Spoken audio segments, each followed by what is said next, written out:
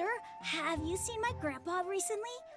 You know, the one who likes to sit and space out near the village entrance. Oh, well, if it isn't Isak. Oh, your grandpa, huh? It's been a while. The last time I saw him, he was spacing out by the road as usual. I went and asked him if he'd like any of the food I had prepared, despite my wife's protests. Like many people, she's really quite terrified of them. And speaking of my wife, she's still always complaining about how I don't make enough mora. That might explain why she's always mad at me. Oh, thank you. Thank you for taking care of him. It was nothing. You're looking for him, right? Did he go for a walk and get lost? Yeah. That's no good. Well, once you found him, come by my place again and I'll cook a little something for the both of you. I've known you since you were very young, so as far as I'm concerned, you're family. Please feel free to come by anytime. Wow, what a nice guy! Okay, thank you, sir. Huh? Don't say anything for now. Isak, stay here. Let's head over there. Stay quiet as you move.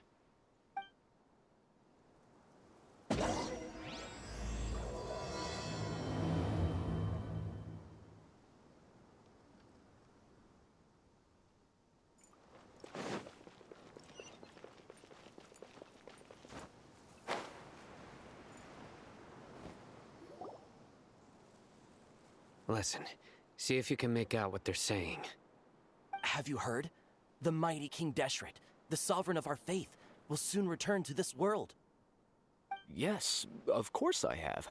King Deshret is the one and only true ruler of this land. I've never believed in any other gods. Still, you say he's coming back, but it sure doesn't feel like life's about to change around here anytime soon. What's your proof? Haven't you noticed? The village has been getting more deranged scholars than ever. Delavar was saying that many people also went insane just before the fall of King Deshret's civilization in ancient times. We don't quite know why, but it seems like there's some sort of connection between insanity and King Deshret. Isn't it a sign of King Deshret's power that all the mad scholars have disappeared? If you ask me, they must have been chosen as the final sacrifice for King Deshret's resurrection. Huh.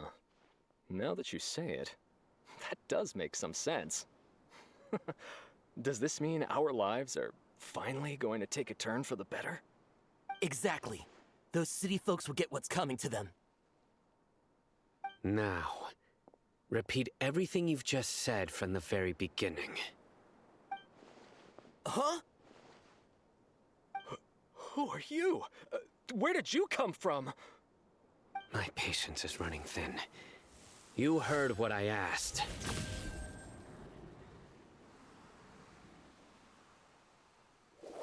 Yeah, bro, this guy's something else. Just look at his eyes. One wrong move, and he's gonna flay us alive. Let's not get on his bad side, okay? I am no match for this guy. Oh, okay, good sir. What is it you would like to know? Tell me about King Deshret's resurrection. Well, I only know a few things from hearsay. I went for a drink the other day and heard others talking about a rumor that the madmen will disappear and that King Deshret will return to this land. I'm not making this up, I swear! Hey, go on, keep talking. It's true. It's all true, sir. We desert folk have had more than enough of those people at the academia. They keep sending us all their mad scholars and won't let us have a good life. Would you want to live like this if you were in our place? The radicals were even more thrilled than me when they heard the news. We're all praying for King Deshret's speedy return. Delavar also said that once King Deshret returns to our side, it's only a matter of time before we conquer the land on the other side of the wall. They're all willing to serve under King Deshret and fight for a share of the glory. Is that so? Seems like he still wants to know more. Keep talking. Got it. At first, I told myself it was just the drink talking, but then all the mad scholars vanished without a trace, just as the rumors said. Please don't beat me up just for mentioning these rumors. If I'm guilty, then everyone else around here is also guilty. I'm just saying what the others said. The people here really like King Deshret, but dislike the Dendro Archon. Where is this radical person you talked about? I haven't run into him over the past few days, so he probably hasn't been around the village. What about you, man? Have you seen him at all? No, not at all. We wouldn't dare lie to you. He's really not here right now. Sounds like you're not too close with the radicals. No, of course not. All we know are their names. I have many ways to stop you from talking, and many others to stop you from sending warning messages. So you'd best just stay home and hope I don't hear of you trying to contact anybody. Don't do anything until I've gotten to the bottom of this. Try something foolish, and even Candace won't be able to protect you. Yes, got it. We'll do just as you say. That scared Paimon half to death. Sino is pretty terrifying. He didn't try to reassure us at all. It's like he's used to hearing that. Oh, Paimon bets lots of people have told him that before.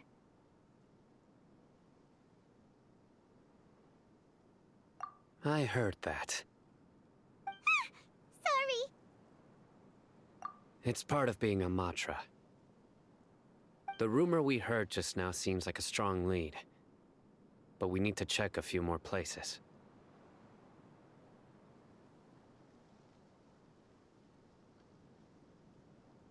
Very well. Isak! I'm here. Where's your grandpa's house? Well, I can take you there. Just follow me. Join the Aramites. Embrace a wonderful new life. I want to be like this Dia when I grow up.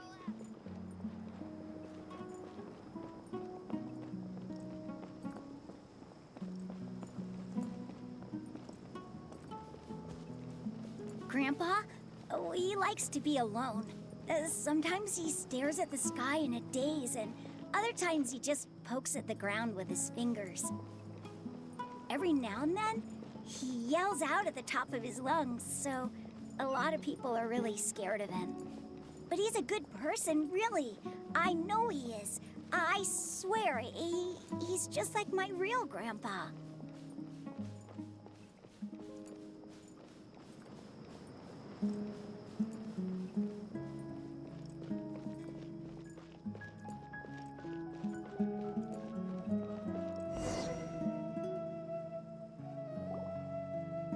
This is where Grandpa usually stays. There sure isn't much here.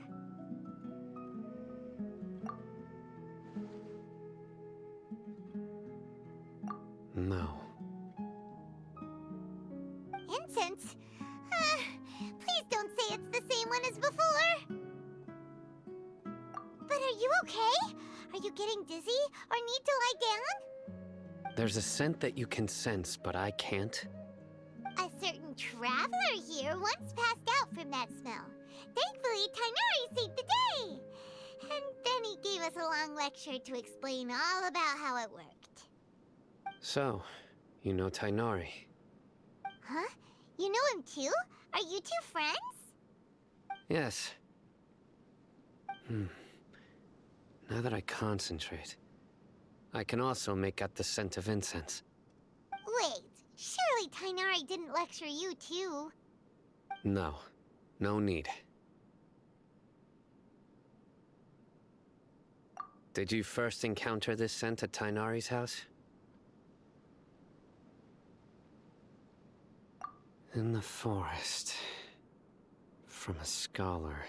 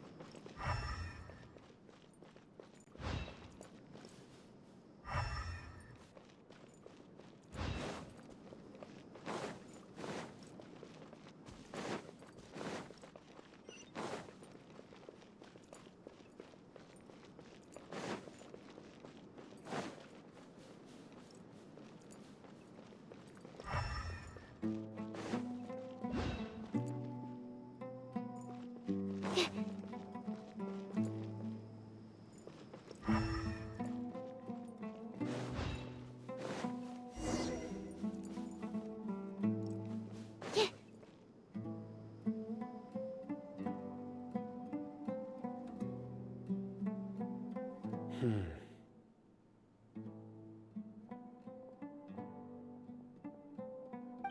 are you looking for, Sino? Here it is. Take a look right here. Paimon doesn't see anything. Although the traces have been completely buried in the sand, there are footprints here. From the size and shape, they belong to an adult male. This pattern is a common one from this area. Local shoes. This was probably someone from the village. The scent is quite faint, but still extant. The footprints head in that direction. But who would come looking for Grandpa? He doesn't have any friends. We'd have to ask whoever lured him away with the incense. Huh? So you can lure someone away with just a scent? Hey! What's wrong with liking good food? Everyone's got something they love in life. Exactly. Most scholars are fond of incense, since the smell supposedly helps them clear their minds and discover new knowledge.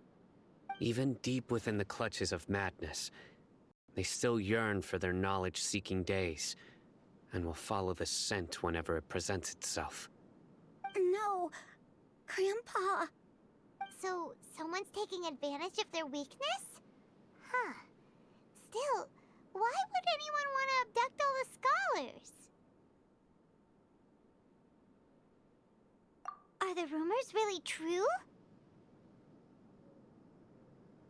Could the disappearance of all the mad scholars have something to do with the radicals? It's highly likely. Please, you have to save my Grandpa. Grandpa's never done anything wrong. Please help him. Sounds like we'd better help get him back. Don't you worry, Isak. We won't let whoever took him get away with it. Let's head to Aru Village and inform Candace and the others about what we learned here. After that, we'll set off to find the scholars.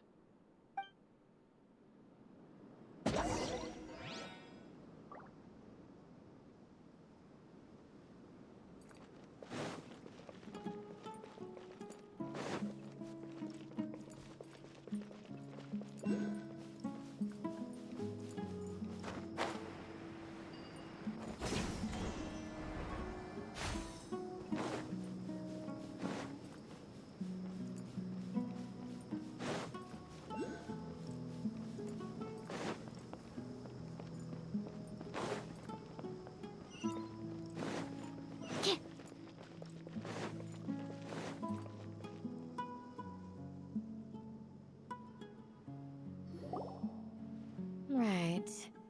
The darker fabric definitely looks a lot better. That'd be my choice, too. We're back, Candace! We've got a lot to tell you. Ah, welcome back. Sounds like everyone's friends already. Oh, Dia's here too! You bet. So, everything goes smoothly? Reasonably. Alhaitham didn't go with you? We haven't seen him at all. Huh. I saw him around the village entrance earlier and figured he was investigating with you. I guess he must have gone off on his own. Did you find out anything useful?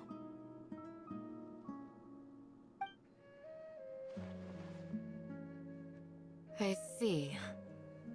So someone used a kind of incense to lead the exiled scholars away from the village.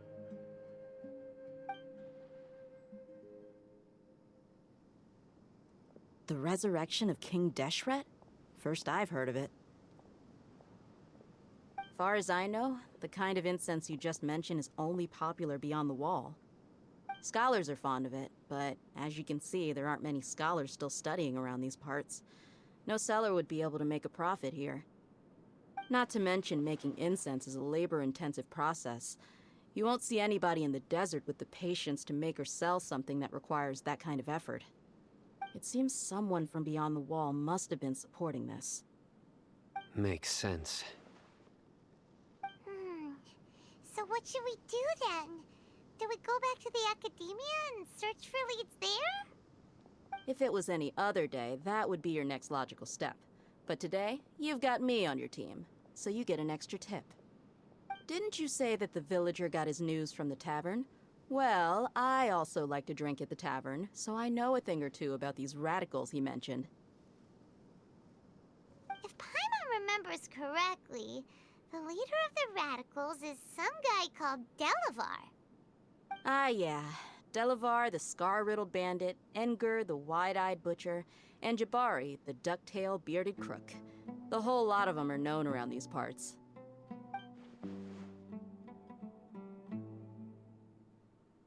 These guys have one thing in common, and that's being broke.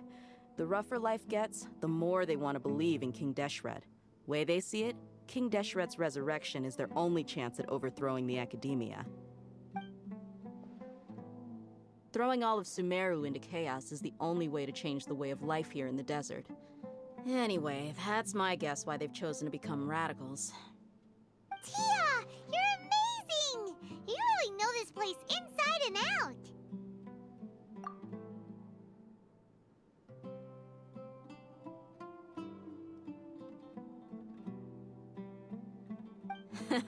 No merc can afford to slack off on gathering intelligence. Every mora I've spent in the tavern has been a valuable investment. Let's head out. Now hold on, you're staying right here, Sino. Why? Aru Village is not a big place. Outsiders stand out here like a sore thumb. I'd bet word about you has already gotten out. The desert is unforgiving, so the way of life here is also a lot tougher than on the outside of the wall. You survive on making connections out here. Compared to you, mercs like me are just third-rate amateurs. I've got no actual fighting skills to speak of, but that also makes it a whole lot easier for me to gain the locals' trust.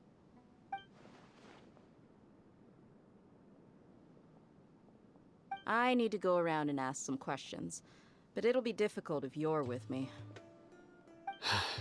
Fine. Good. Then we've got a plan. The Traveler and Paimon will go to Caravan Rebot with me, and we'll try our best to figure out where the mad scholars have been taken. Sino, you'll have to stay in the village and continue investigating on your own. Alright, sounds like a plan!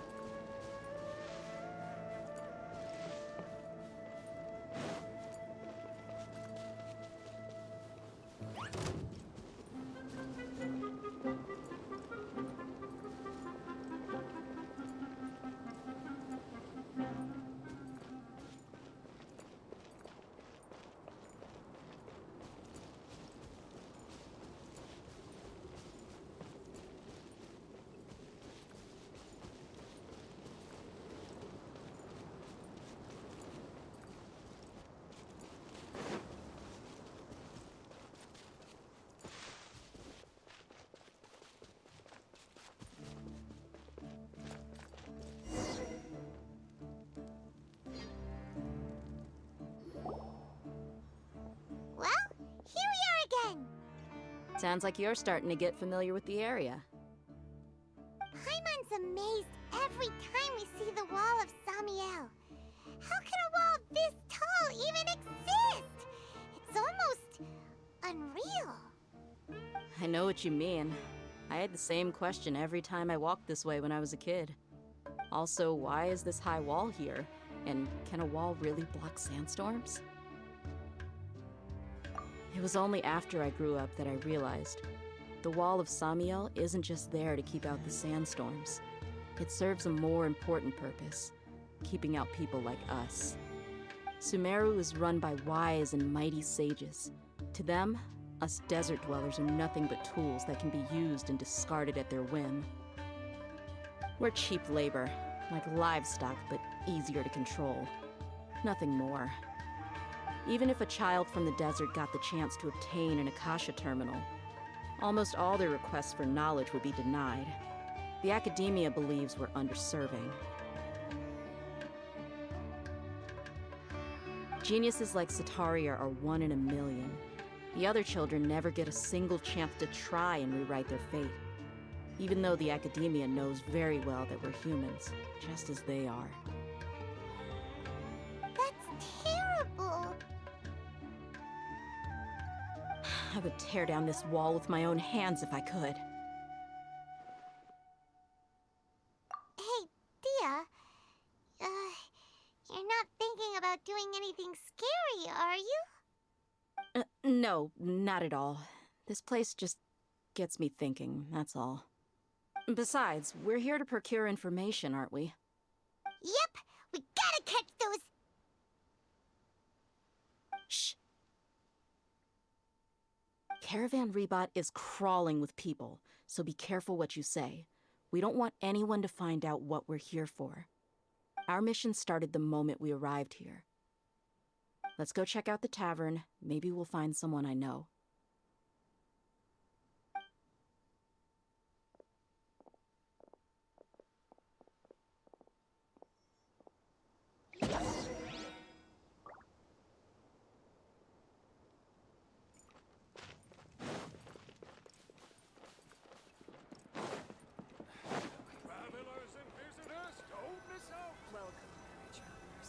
Just our luck. None of them are here today. You mean, you don't see anyone you know? Dia, is that you? What a coincidence. You here for a drink too? Zaki. Finally, a friendly face. Oh, and who do you have with you here? Guests from another land?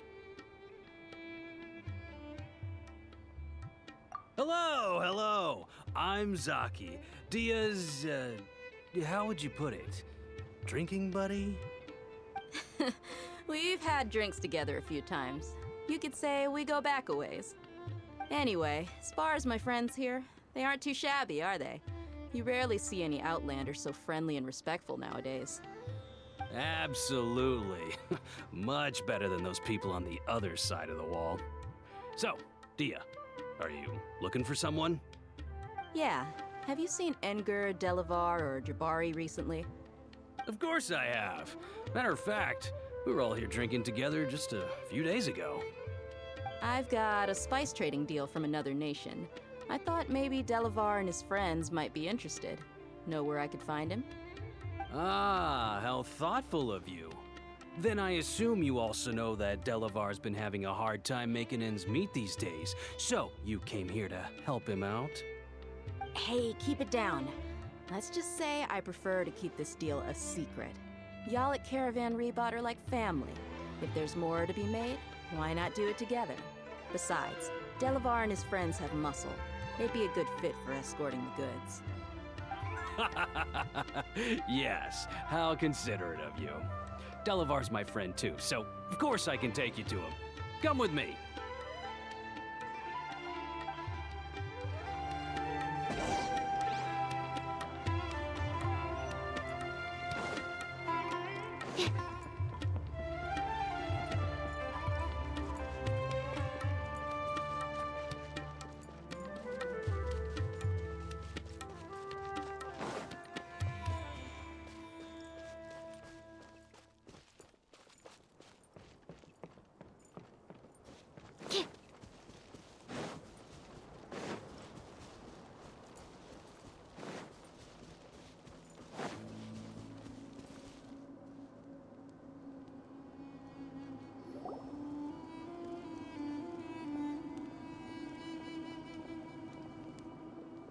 we there yet? Yep, this is the place. This place is practically deserted. What are they doing in a place like this?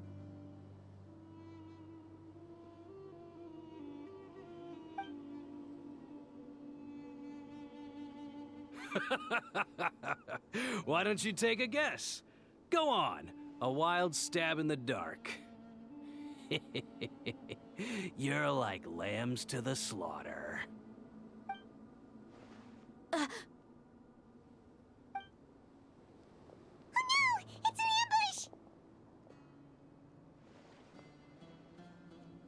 ambush! What's this all about, Zaki? Come on, Dia. You really think we didn't hear about what you said back in Aru village? The boys have kept a close eye on you from the moment you set foot there.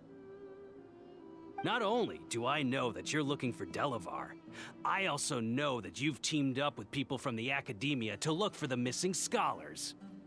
So, you've been watching us from the very beginning? Uh-oh. Paimon knew leaving Sino behind was a mistake! And you left the strongest one in the village, didn't you?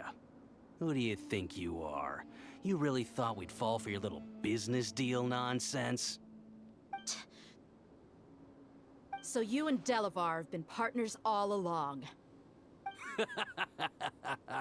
Dia, I guess it's only natural for a traveling mercenary like you to be out of the loop. Those of us who hang around the tavern have stronger bonds than you think. But you got one thing right. We're all looking forward to an uprising in Sumeru. There's nothing more we'd like to see than the desert folk overthrowing the Academia. If that's the case, then I'm sure Delavar wouldn't miss a second of it. I'll be honest with you. If it weren't for what you said in the village, your little monologue about the Wall of Samiel would have convinced me that you're one of us. Delavar. And Enger, you're here too, huh?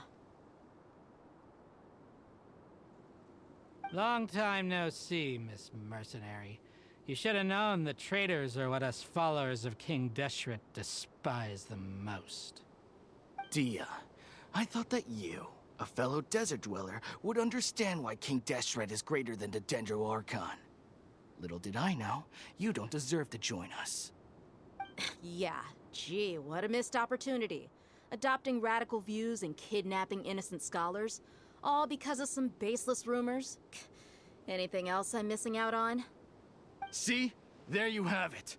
Mercenaries are just a bunch of faithless scum with only one thing on their minds. Mora. Pathetic. You're all like a pack of street rats. You're not wrong. Mercenaries are driven by Mora, and my faith lies with whoever's paying me. As long as there's a profit to be made, anyone can become my friend. Enough talking! Get him!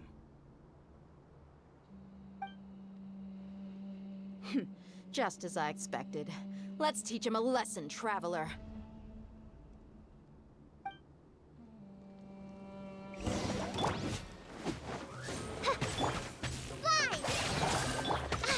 Take that!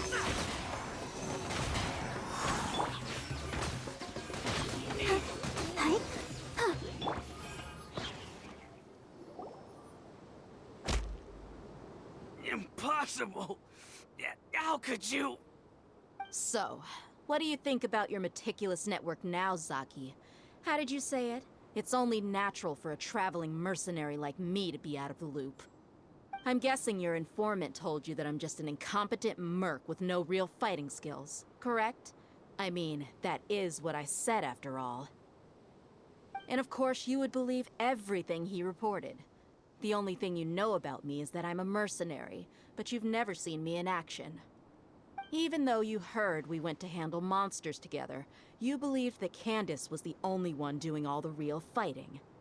That so-called Flame Main is just a fraud. She admitted it herself. She just uses her connections to gain the trust of others. That's what you thought, right? Ugh.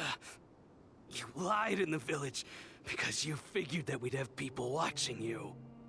And you were stupid enough to fall for it. I figured as much the first time we drank together. You all thought you were so smart. Pathetic. Okay, That should be all of them. Whoa! So you've been planning this since we were in Aru Village? No task can be done without preparation. I just happened to notice a couple suspicious-looking people while you were out investigating. Oh, but instead of catching them right away, you let them report back. Those two who were snooping around were just a couple small fries. If we want to get the real catch, we have to be patient and give it some time. Oh, you mean the funny name she mentioned back in Uncle Ampu's house? The wide-eyed butcher, scar-riddled bandit, Paimon can't remember them all. That's just a bunch of drunk talk. Edgar and Delavar like to talk themselves up when they're drinking. Edgar, the wide-eyed butcher, and Delavar, the scar-riddled bandit, are the nicknames they came up with for themselves. Alcohol has a way of making people share what they really think. So Edgar and Delavar are always rambling in the tavern about how King Deshret is a superior deity. What about Zaki? He's just a numbskull who fell right into our trap. Zaki was probably the best hidden of them all. My initial plan was to find Delavar first, and then try to track him down. That's what you wanted to ask when we were at Uncle Anpu's house, right? Jabari is one of the villagers you talked to. You know, the one who wanted to treat Isak and his grandpa to some food. Wait, so he's a radical too? No, he isn't. I just needed to tack on a random villager name to make the eavesdropper think that I was making some wild guesses based on my impressions. Wow, what a genius idea! Well, that's an expert mercenary for ya. Ah, you're too kind. It was straight from the usual playbook, if I'm honest. So, that thing you were saying before, is it really true? About what? About how mercenaries only care about Mora, and that anyone's a friend as long as there's a profit. Does that bother you? What makes you so sure? Dia, do you dislike the Dendro Archon like the other desert folk? You two are pretty sharp. No, I don't have anything against the Dendro Archon. I've heard a lot of nice things about the Lesser Lord from Dunyarzad. I can understand her devotion and gratitude. Dunyarzad's just an ordinary person. There's no way a god would be so involved in the lives of everyday people, unless they were truly compassionate. I've begun to realize that the sages are behind everything that's happened recently. The radicals' blind belief in King Deshret, making the Dendro Archon out to be an enemy. It's all the academia's trickery.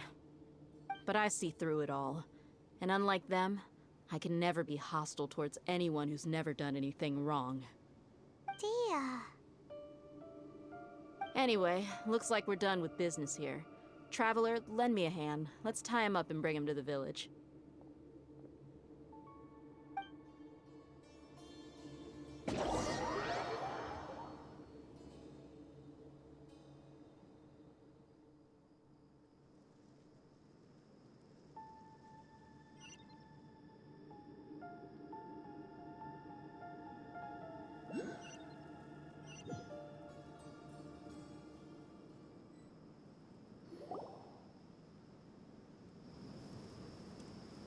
This should be all of them.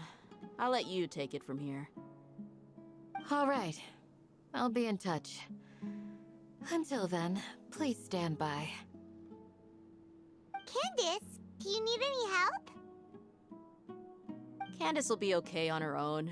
I trust her, so you can too. She's been guarding Aru Village for quite some time now. If anyone is qualified to question the offenders, it's her.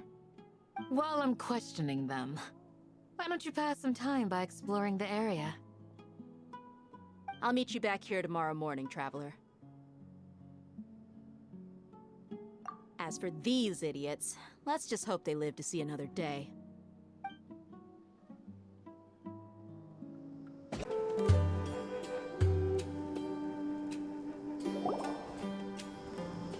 Hey, Dia! Right on time. We'll know any moment now. Paimon's been wondering. You seem to know Candace pretty well. Have you been friends for a long time? We've known each other for some time now. She's a pretty interesting person. Even though she's an extremely strong warrior, she never misuses her powers against others. Oh, Paimon knows what you mean. Like a lot of martial artists say, never take the fight outside the ring. Yep, I guess you can put it that way. It takes strong convictions to be as dedicated as she is, and shoulder that kind of responsibility. Us mercs, on the other hand, we pretty much live from one day to the next. Well, Paimon thinks you're great too. Really? Thanks for that.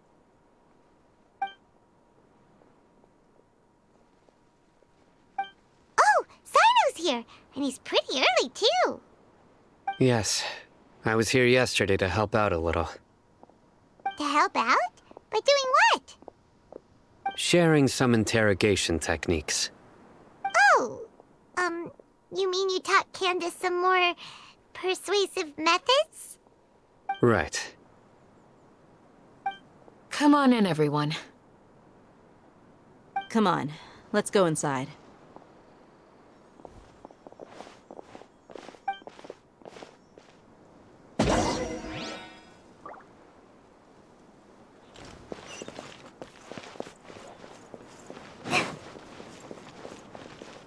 You need to watch out for any signs of earthquakes and sandstorms.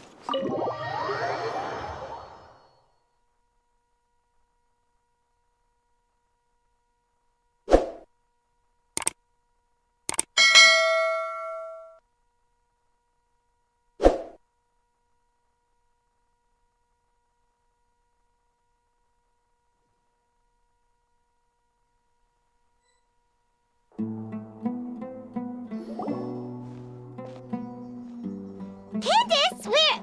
Whoa, you look furious. Do I? Huh. What gave it away? Oh, there's no mask that can hide true bloodlust. Cover up your eyes, and it'll still show itself at the corners of your mouth. Perhaps I need to work on my composure. Still, it's perfectly understandable why I'm angry. I'm sure everyone present would agree. Yes, ma'am. Please, don't beat us anymore.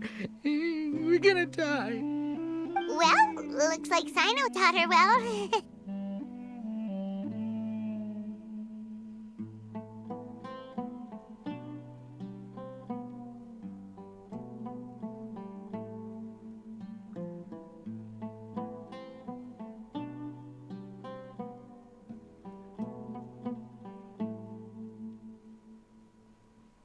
You fear death yourselves, yet you do not hesitate to place the lives of others at risk.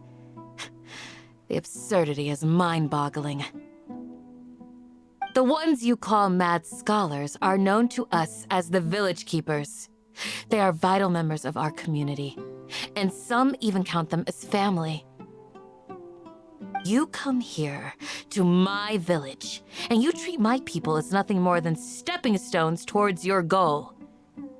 Tell me, what would you do to you in my position? Mercy! Please have mercy! You've made your bed. We may all be desert dwellers, but there's one thing that I understand better than you. The resurrection of King Deshret will only result in war. And war serves no one. The people of Aru Village care little about which god is in power. Life may be tough and tiring, but we wish to preserve our way of life. A war would only cause us to lose all that we have. And that is not a responsibility that you can afford to shoulder. We understand. We're sorry. I'll tell you everything I know. Please, just let us go. I'm listening. You might not believe this, but it wasn't us who came up with this idea. Someone was spreading rumors in the tavern. That's how we ended up hearing about King Deshret's resurrection. Some mystery man told us that mad scholars will make the perfect sacrifice to usher in King Deshret's resurrection. They give their lives, and we can get anything we wish for. They're called village keepers. Slip up again, and you'll regret it. Yes, sorry. It was all that mystery man's doing. He told us to spread the word about King Deshret's resurrection, and talked us into helping him. In return, he said he'll help facilitate the resurrection process. I'm not sure. That's one. Huh? One what? Strike. You get a total of 3. Then, you die by my hand. Wait, I'm telling the truth. We don't know anything. It was all him. 2. He got us to lure them out of their houses in the night with some kind of incense. We take them to a junction outside the village. Then the mystery guy takes them from there. You gotta believe me, please. I'm telling the truth, I swear. Just ask them if you don't believe me. That was indeed the truth. Traveler, go on.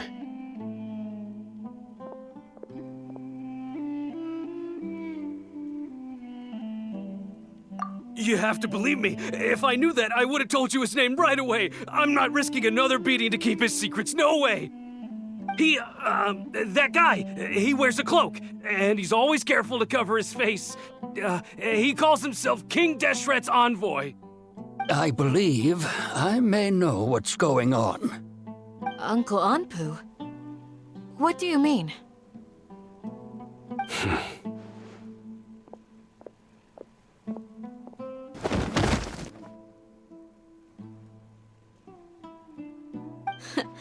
Smooth.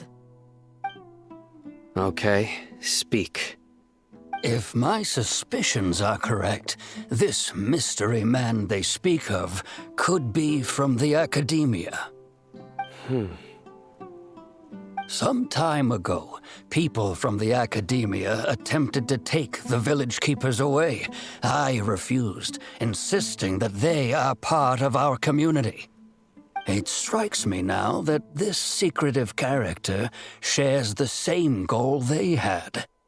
Which means it's highly likely that the Academia was purposely spreading a false rumor to trick the radicals into delivering the village keepers right into their hands. They were the ones who brought them here to begin with. Now they're trying to take them back? We aren't gonna let that happen. Not the Academia again.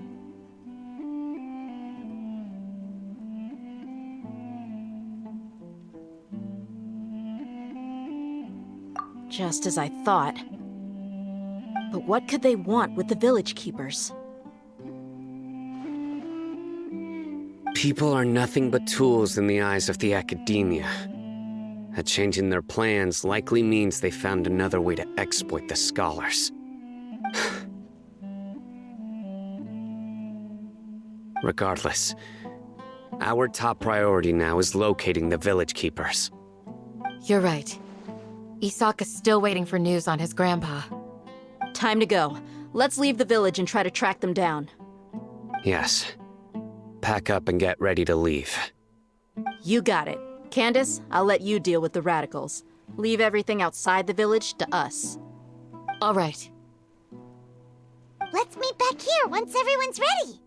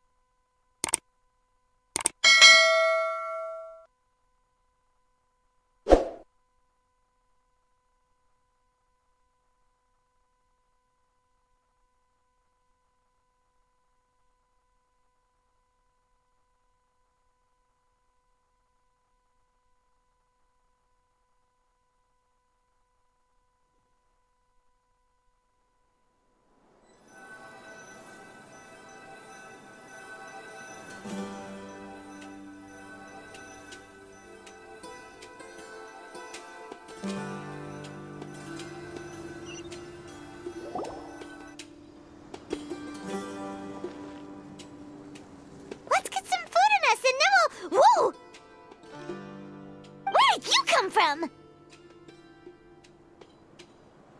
Well, as you can see, I am merely sitting here and reviewing what we have deduced thus far. You were gone for ages, and now you're suddenly sitting here musing to yourself? Where have you been anyway?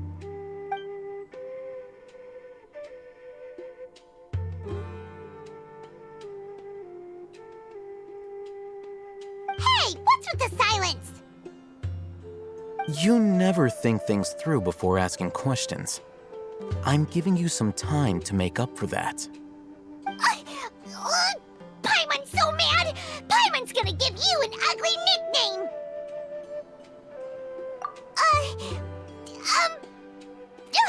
Never mind. Paimon's got nothing. There's just nothing super obvious to pick with this guy. It makes it so hard. Well, you've heard nothing to suggest I left this whole time. So clearly, I stayed in the village to investigate. Anyway, you plan to leave Aru village and keep searching for the truth of this matter, yes? Yep. We're not gonna find out anything more by staying here, so we thought that we might as well take the search elsewhere.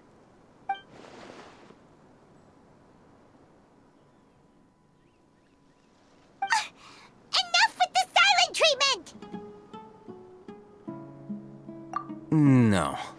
I'm just surprised that you decided to team up with him. Alhaitham, you haven't helped us out at all ever since we arrived at Aru village. Bold of you to question our choices. Yeah, you're all talk! While you were investigating, I had my own work to do, which I've now finished. Really? Paimon doesn't believe you. To be honest, we aren't really a team, so I have no obligation to inform you of my whereabouts. Not to mention that going separate ways allowed me to find some important information that you all had missed. Huh? Right here in the village? Correct. What did you learn? I'm going to take you to someone.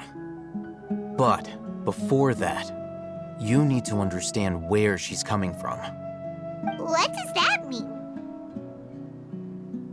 How do you think the residents of Aru village feel about what we're doing?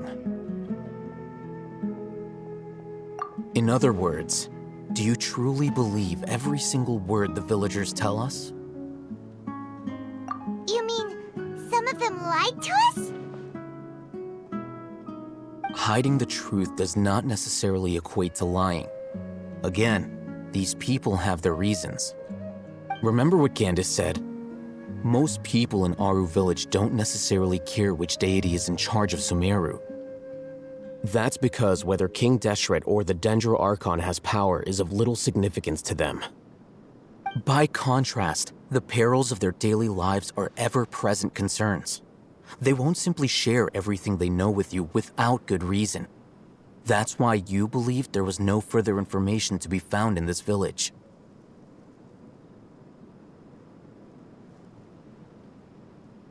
Glad you're following along. Among those you have talked to, there's someone who was consciously keeping you out of the loop.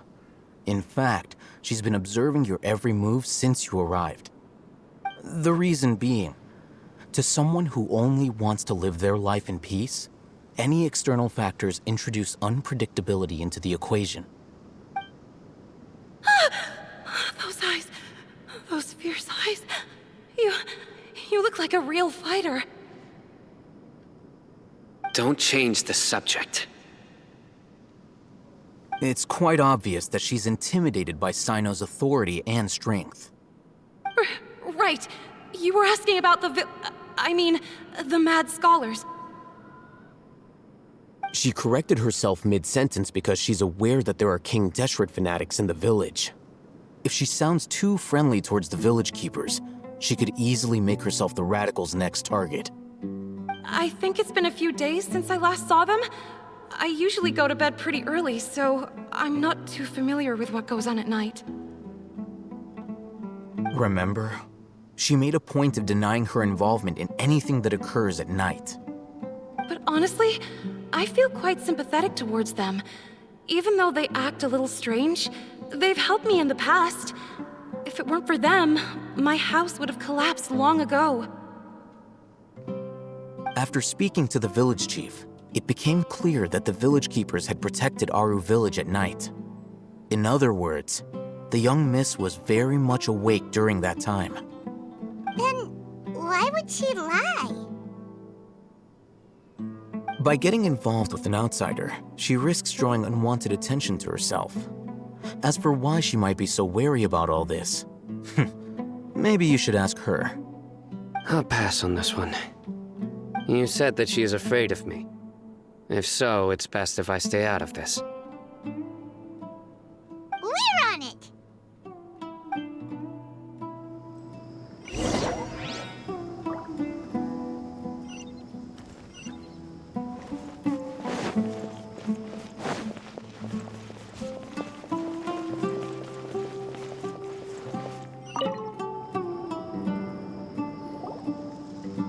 Miss Shawnee, as we discussed earlier, I've brought someone with me. Mr. Alhaitham, I'm aware of where you stand, but how can I make sure that your friends think the same as you? Huh? What do you mean? We need to clarify our stance or something? Go ahead and talk to her. You'll get the answers you want. Go on.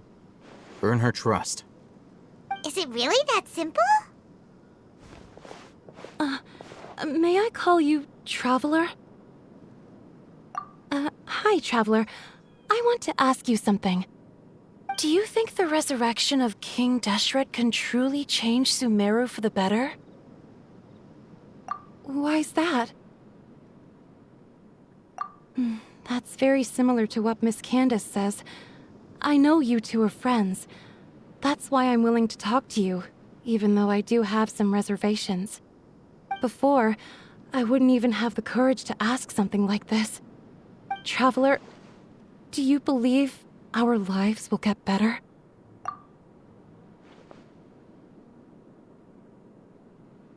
Yeah! We came here from another nation, so it isn't wrong of you to be weary.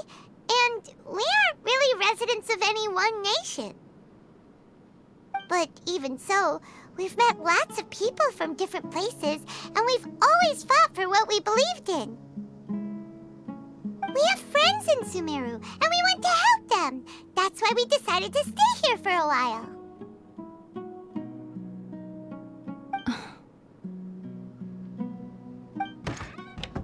I want to trust you. My apologies for posing my questions like that. To be honest, I didn't expect you to come back for more information. Alhaitham told us you have your reasons. It's okay. We understand. The fact is that only one side of my family is desert folk. I don't really fit in anywhere in Sumeru. Some believe in the Dendro Archon, while others believe in King Deshret. I don't belong to either side, and neither side would want me. Speaking of which, the Radicals mentioned that they despise traitors. Do they just think that anyone who's different from them is a traitor? Yeah. Some people can be so narrow-minded when it comes to bloodline and beliefs. It makes no difference what I say or how I behave. I'll always be suspected of having ulterior motives. Slowly, I just stopped talking to people. I pretended not to hear or see anything.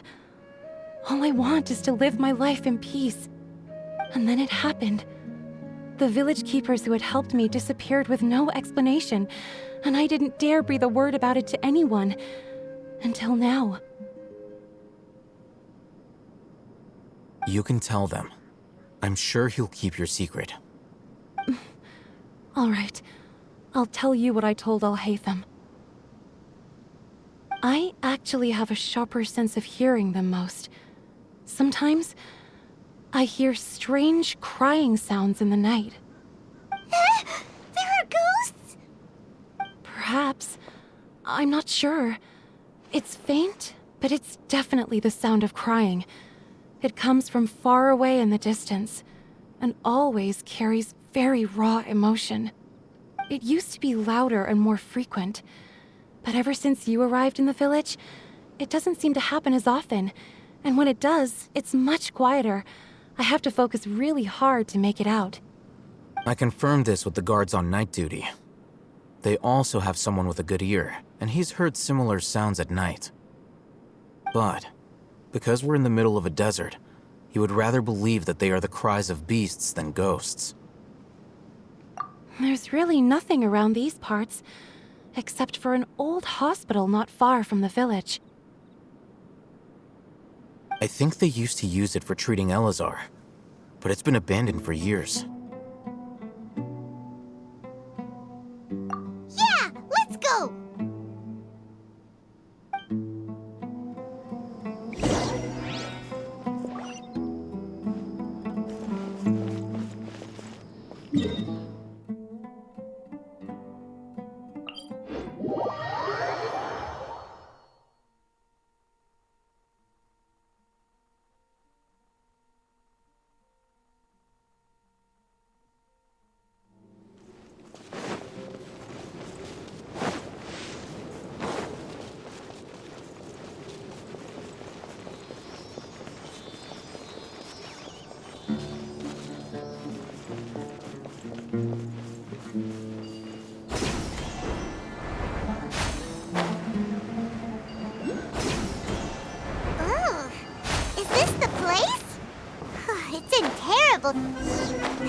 Monsters! Watch out!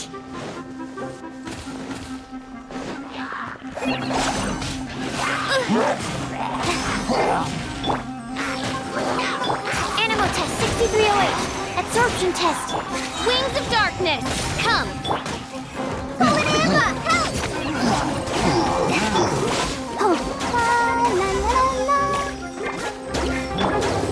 Swirl, Mark 2. Oz, reveal thyself. Hi! Let the show begin. Animal test 6308.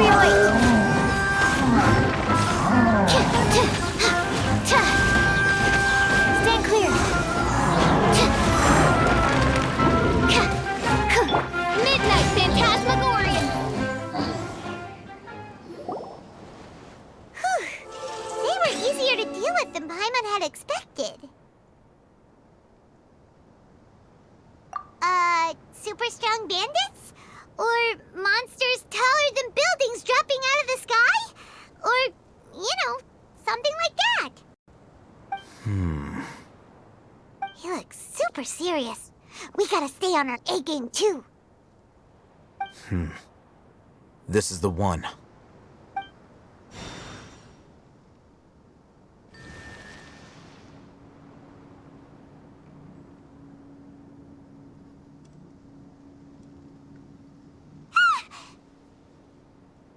Let's go in and take a look.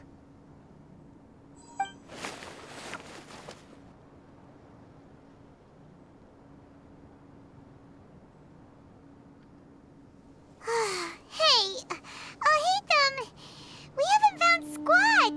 Are you sure we aren't wasting our time here? Patience. Shawnee says she only hears the crying at night. We have time to burn. Until then, I'm taking a break. And just like that, he sits down. Wait, he even brought a book to read? What are you reading? Let Paimon see!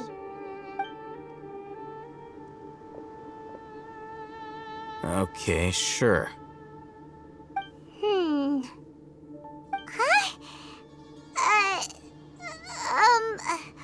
The natural position, which is the positional propensity of an entity in natural motion in contrast with an object in forced motion? Huh?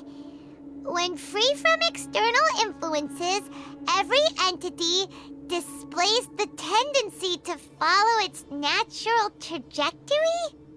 So, you got that? Oh, Paimon gives up. You keep reading your book. See ya! How is he so relaxed? Look at him, reading an impossible book in a creepy place like this.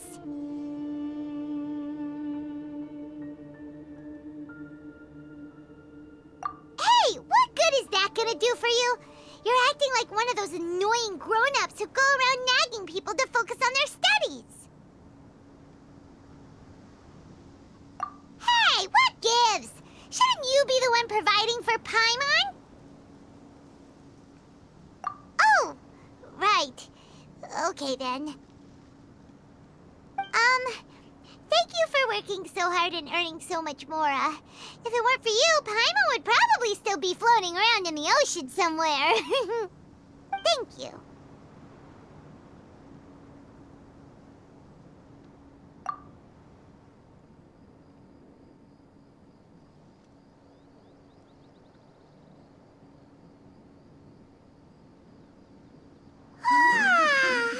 Paimon's getting so sleepy. Huh? What was that sound? There it is. It's coming from that direction.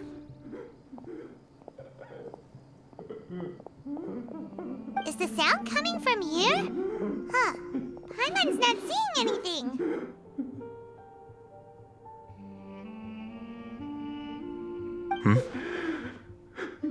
It's from below. But there's no way we can get down there. Something is off about the interior here.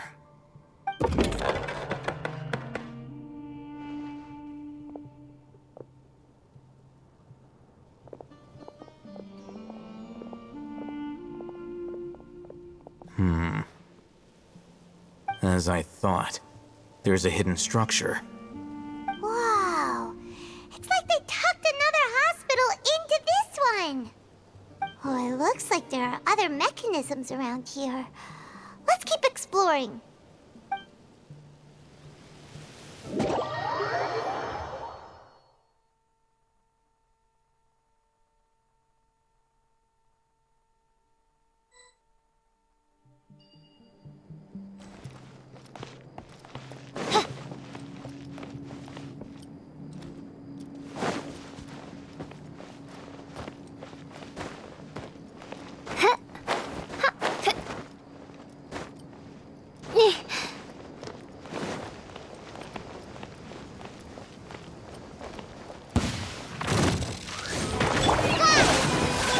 Protect us. Animo test 6308. Absorption test.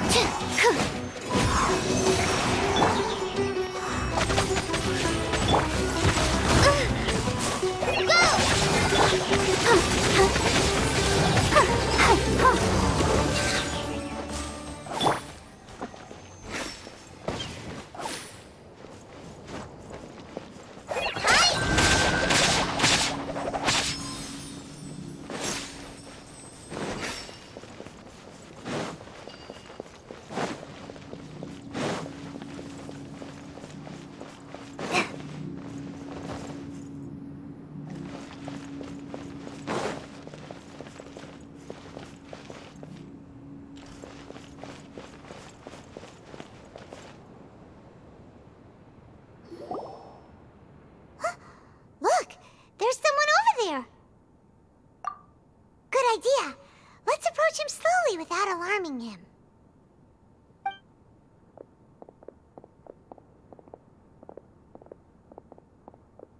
Wait.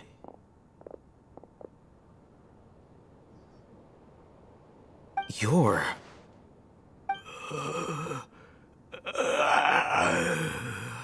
He can't speak, and his eyes are unfocused. But he looks too young to be anyone's grandfather. Also, why is he the only one here? Didn't expect to see him here. You know him? He's Razak, a senior of mine at the Academia. He's a scholar too?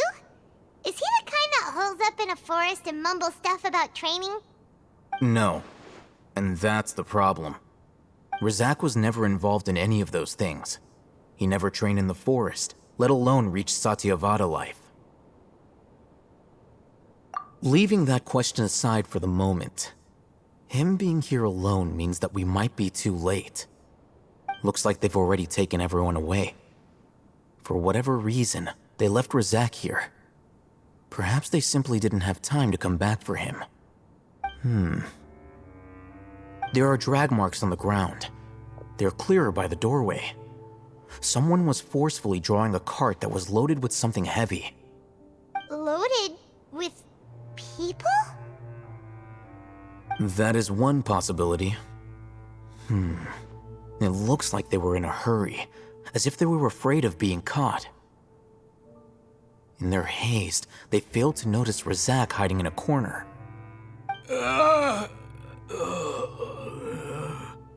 The symptoms are identical. Looks like we found living proof. Huh?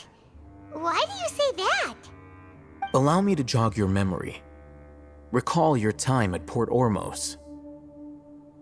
Don't you think his symptoms look familiar?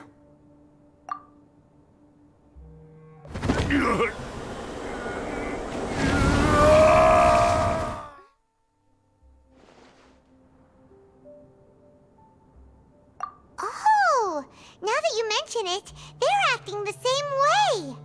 Correct. The Academia is behind all of this. It isn't difficult to deduce their rationale. First, the Academia spread a false rumor of King Deshret's resurrection, emphasizing the role of the village keepers, the mad scholars who were exiled to Aru village. These rumors were all the persuasion that the radicals needed, and those based in Aru village leapt into action. Unbeknownst to them, of course, through rounding up the scholars, they were actually helping the Academia. As well as being able to exploit the radicals for their own ends, this scheme has one further advantage to the Academia. All the risks and responsibilities are offloaded onto King Deshret's followers. Life for the desert dwellers has been brutal ever since King Deshret's death all those years ago. Beneath the surface, feelings of desperation are widespread. Many would give everything they have for the prospect of something better. Anyone looking to exploit that for their own ends simply needs to make a few empty promises. Even if complications arise, people will see that those involved are all followers of King Deshret and look for no further explanation than differences of belief. A deep-seated mistrust of the desert and everyone in it by the rest of Sumeru will make sure of that. The notion of an Academia plot wouldn't even cross their minds. It may seem like a simple strategy, but it is able to work wonders under Sumeru's current circumstances. Oh, that makes a lot of sense. It's in line with the village chief's theory, too. But there's still one very important question. Wasn't it the Academia that brought the scholars to Aru village in the first place? Why does it want them back now? Throughout this process, one thing has changed. The scholars' identity. First, they were scholars. Then, they became lunatics. After that, they were exiles. And an exile is still patently a living, breathing human being. But when someone becomes a missing person, that is brought into question. If you can't find someone, you have no way of knowing what exactly happened to them. That makes missing people an ideal resource. Resource? For what exactly? One possibility is that the information in their brains could be extracted into knowledge capsules. Extracted? You mean canned knowledge comes from people's brains? With the technology of the Sumeru Academia, it's entirely possible. Perhaps the process caused them great suffering, which is why they cry out in the dead of night when no one is watching them. So, the human brain... Nope, nah, Paimon doesn't want to think about this. I'm the Academia scribe, after all. I'm familiar with their projects. Anyway, judging by Razak's state, the contents of a divine knowledge capsule were extracted from his mind, but something went wrong in the process. Or perhaps his curiosity got the better of him, and he used such a capsule for himself. Paimon's a little confused. Can they just use anyone's brain?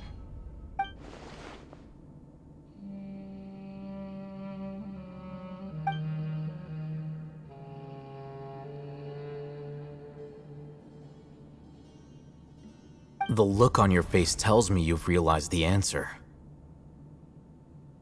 That's right. To some scholars, gaining knowledge about the gods is their entire life's pursuit. Extracting canned knowledge is just one of the extreme measures they turn to. However, I can't help but wonder, what do they seek to gain from divine knowledge?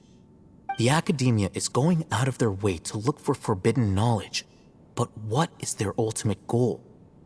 I've spent quite some time trying to analyze the contents of the divine knowledge capsule, but to no avail. It seems like my way of thinking is too different from theirs. You mean you're not even slightly interested in getting your hands on this forbidden stuff? All scholars seek to expand the horizons of knowledge, but I'm not particularly interested in gods, so I don't share their degree of zealotry. Extracting information from people as if they were lifeless objects? If this is the direction of academic progress, then the Academia may as well shut its doors. Sounds like you're really against all this. Of course. The Academia's actions run contrary to their rules. Whether it be academics or knowledge, everything has its boundaries. If those lines are crossed, the rules and order that govern everything in the world will be destroyed. This matter needs to be corrected, just like fixing a typo in a book. Wait, didn't you step in to help because you felt sympathy for those poor people? Not to be callous, but no. My criteria are a little more restrictive than that. There is no shortage of suffering in Sumeru, and the same can be said for the rest of Teyvat as well. What do you plan to do about that? Save every last person? Probably not. Paimon's not sure. You can say that. Simply put, I don't blindly place my faith into strength or heroism. I do what I want. The divine knowledge capsule is something I want to investigate in full. That doesn't mean I'm willing to take action for the sake of a few strangers.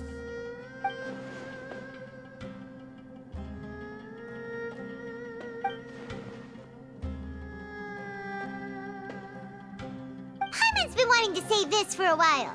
There are a lot of bad guys in the Academia, but you're not one of them. You're their weirdo.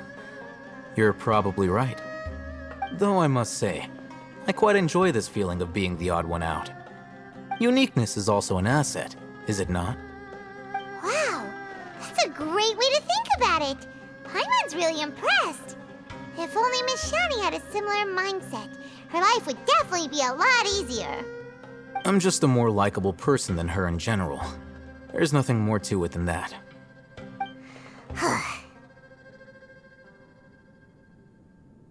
He won't last long if we leave him here. Let's take him with us.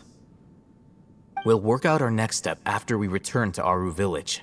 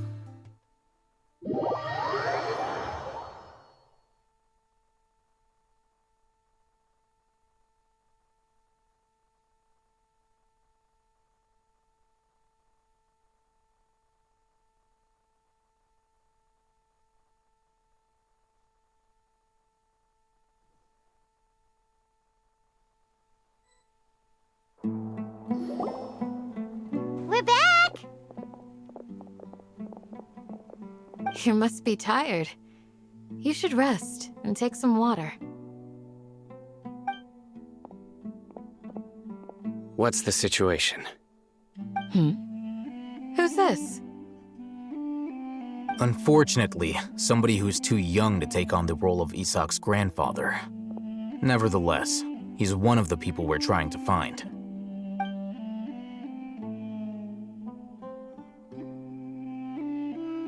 So, at one point in time, the abandoned Eleazar hospital served as the Academia's site for extracting divine cant knowledge. Yep, pretty much. Their plan must have been implemented at some point before we arrived at Aru village, since divine cant knowledge has been in circulation for a while now. Yet, they fled once we were headed to the village, almost as if they knew we were on their trail. Why is that?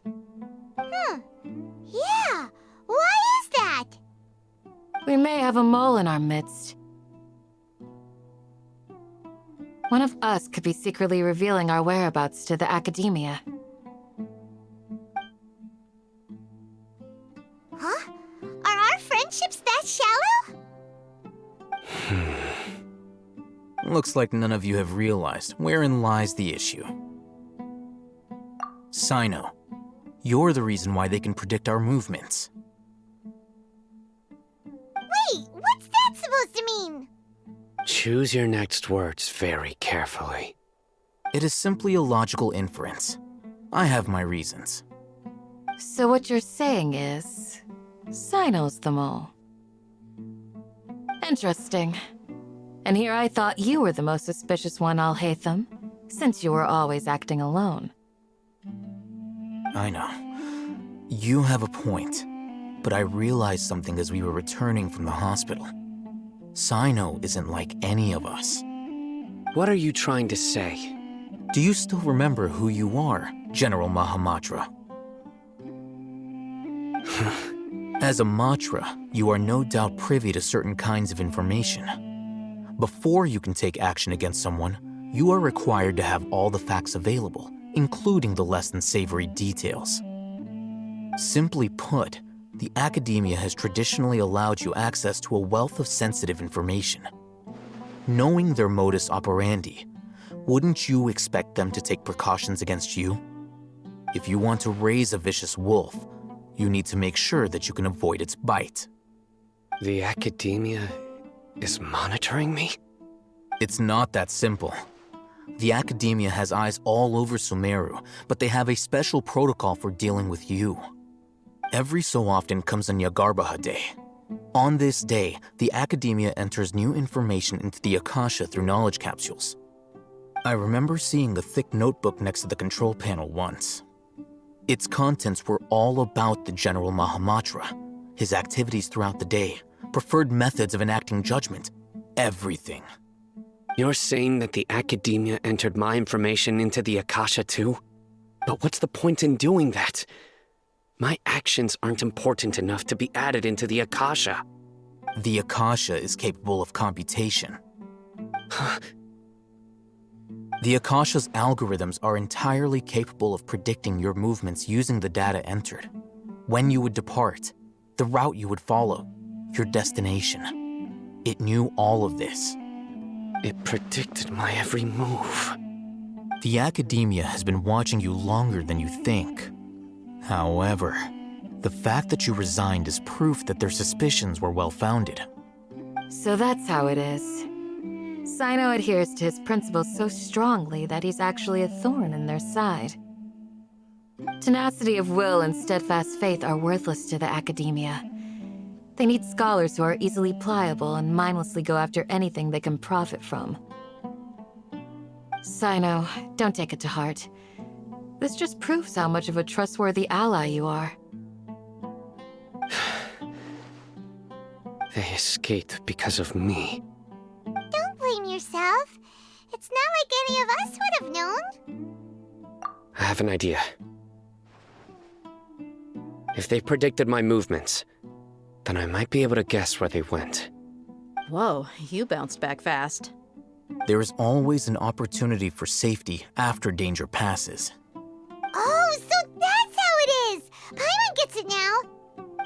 Academia is trying to avoid Sino, then the safest place would be... Yep, that's right! They'll want to proceed in the direction opposite of where I'm going.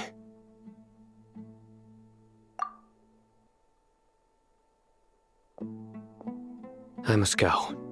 There's also something I want to investigate. Let's go, guys! After him!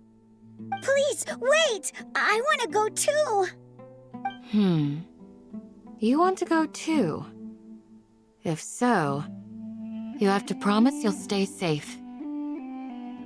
I want to find Grandpa. I promise I'll be careful and not cause any trouble. Everyone, I leave him in your hands. Yay! Let's go! Remember to pack some food with you!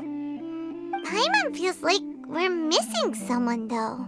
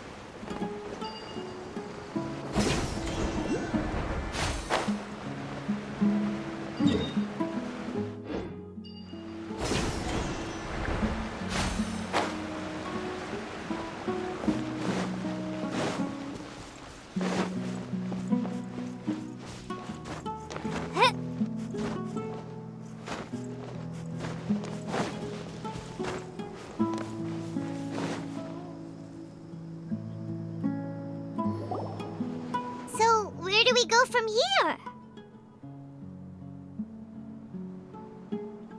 Yes. After leaving the village, we should head straight toward the desert.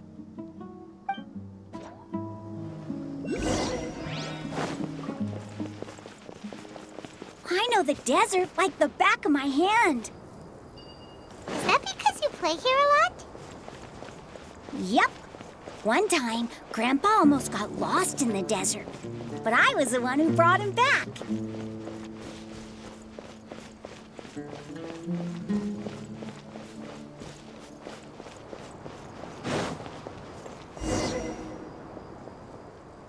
There's something here. What's this? It's buried in the sand. Looks like we'll need to roll up our sleeves and do some work. And Paimon thought running around everywhere was already enough work. Okay. So, we have to dig it out? Whatever's down there, it looks like it's buried really deep. These are likely fragments of an Academia-developed device, something akin to a headset. Looks like there were more than one village keeper. They must have been escorted this way because there are device fragments scattered around here. Let's split up and search the area. Chances are that we'll find other things nearby.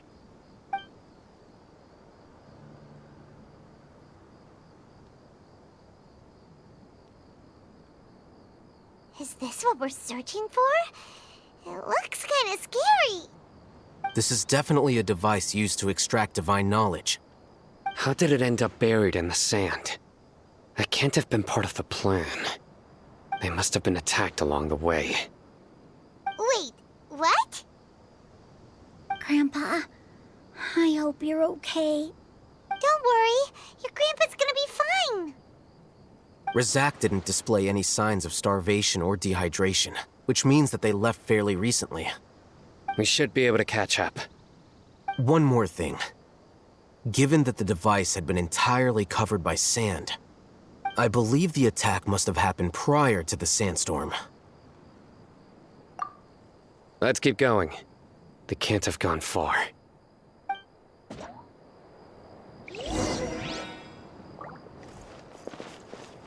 Ugh, but running on sand is so tiring. But you're flying, aren't you, Paimon? Is flying over sand tiring too? Ugh, of course it is.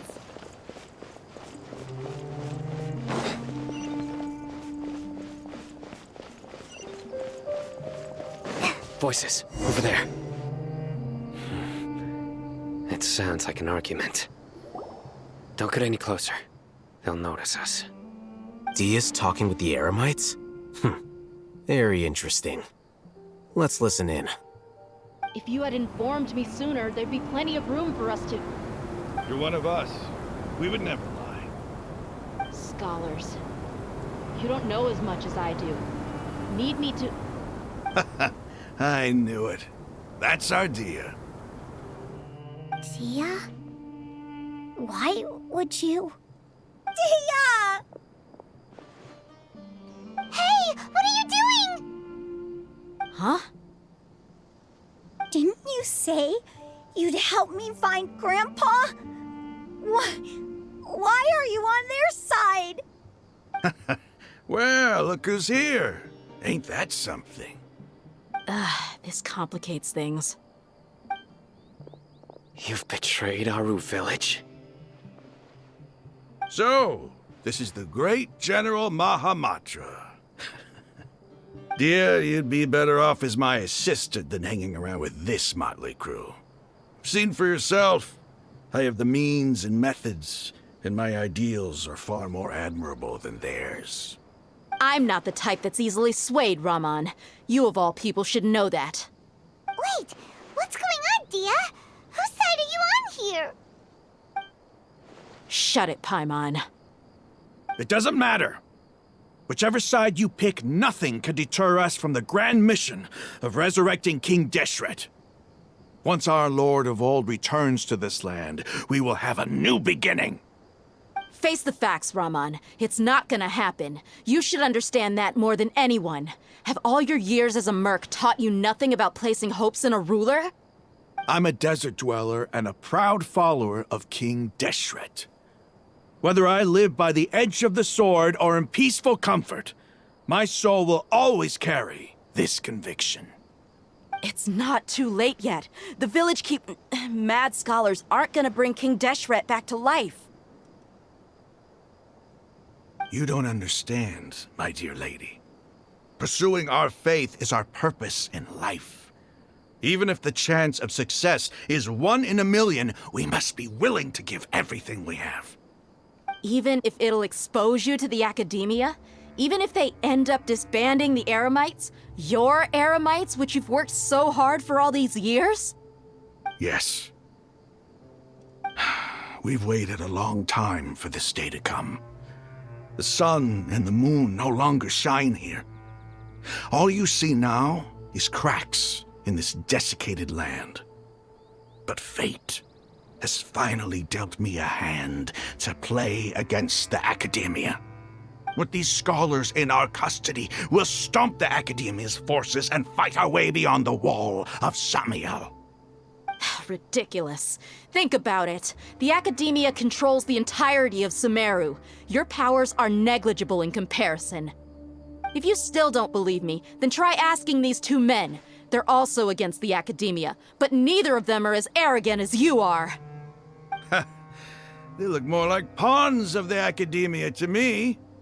Why would I listen to anything the people of Greater Lord Rukkhadevada have to say? Filthy traitors. Your god abandoned all honor and betrayed King Deshret. We desert dwellers will never trust the likes of you. It's impossible to communicate with someone so hostile. Perhaps we should. Do you really believe that by kidnapping the scholars, you'll be able to negotiate with the Academia? These people have no value as bargaining chips, but I could be persuaded to take their place as your next hostage. These scholars were exiled from the academia. I, on the other hand, am their current scribe, and will be a much greater asset to you. Wait, you can't be serious. So, you want to trade places with the hostages, do you? Precisely. Any wise person would gladly accept my offer. What are you thinking? What if they decide to kill you instead? Well, that would be bad luck for me. However, I'd get the chance to observe the scholars, perhaps even find out the truth. Think you can talk me over with that confident look of yours? I'm not trying to persuade you. I'm using this as a means of joining forces against the academia. You are the scribe. What do you have against the academia? Not all desert dwellers believe in King Deshret, and the same applies to the academia. Why must all knowledge seekers approve of the academia's way of doing things?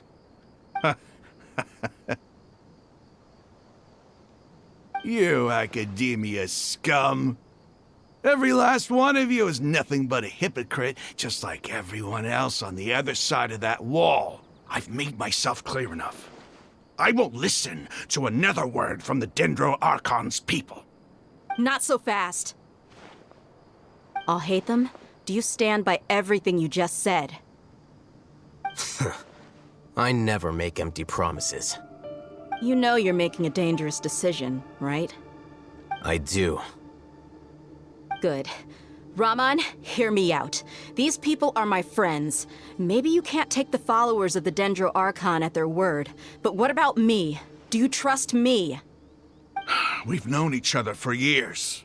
Of course I do. In that case, I'm willing to vouch for their honesty with my right arm. Come on, Rahman, don't be a coward. If you're serious about taking on the academia, you need to steel yourself. You can't be afraid. An arm from the Flame Mane. You've piqued my interest. But what if you refuse to oblige? What should I do then? No one's a fool here, Dia. We're mercs. And mercs don't tend to live long unless they have their wits about them. You're not wrong, but this is different. I promised my friends that we'd bring back the village keepers together. Let's do it right here, then. Give me your right arm as proof of your resolve. Don't listen to him! He's not even trying to negotiate! He just wants to make things more difficult! That's fine. Are you crazy? We came here to save lives. One arm for that many people is still a pretty good deal, if you ask me. Rahman, I'm holding up my end of the deal here. You'd better not let me down. Sure. Go ahead and cut off her right arm.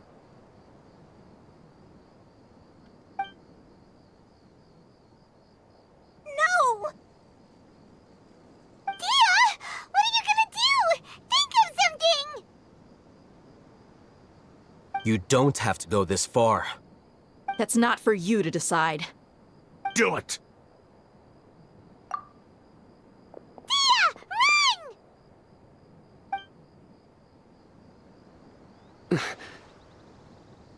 Run!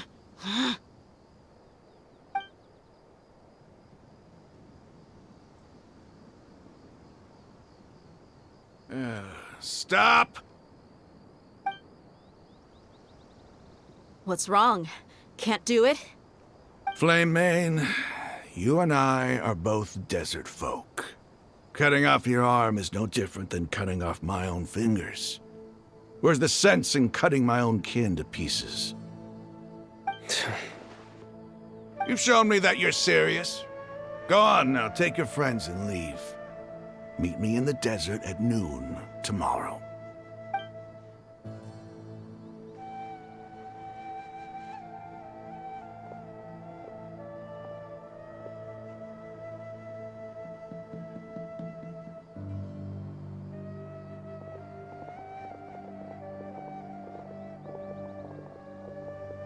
Phew.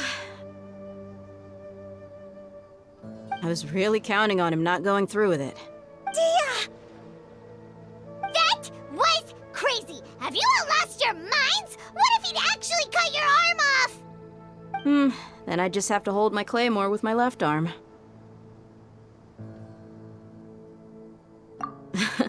Okay, I'm sorry. But sometimes when you're out on a limb, you gotta double down to seal the deal, you know? Don't ever make a promise like that again. I can deal with the likes of them. If it came down to it, you would not lose to them either. I don't doubt it, Sino. But this is about more than me and them. There's a lot more where they came from. Even if we got rid of one bunch of radicals, there are others out there. Wiping them out would do more harm than good. As you wish. I'm sorry, Dia. I should have stayed put and listened. I should have trusted you. It's okay.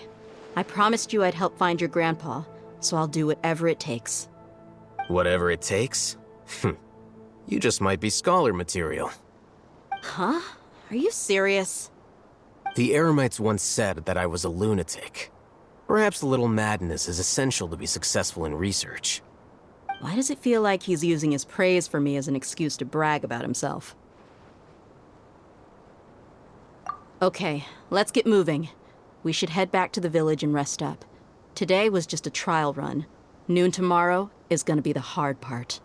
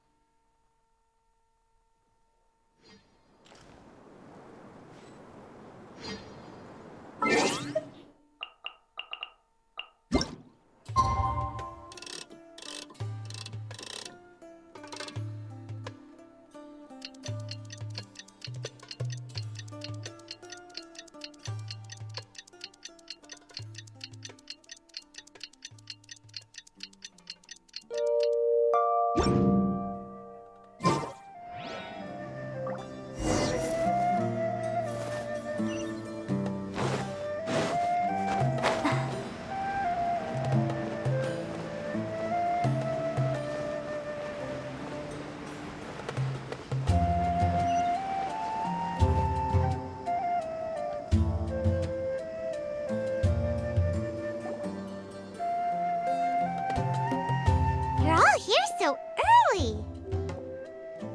Looks like we have everyone here. Isak, are you sure you want to come with us? I'll watch from a safe distance. Dia, I want to be there to bring Grandpa home. Okay, let's go then. Dia, wait. What's the matter? I heard that you were quite reckless yesterday. No more of that today, understood? Or I'll be very upset with you. Fine.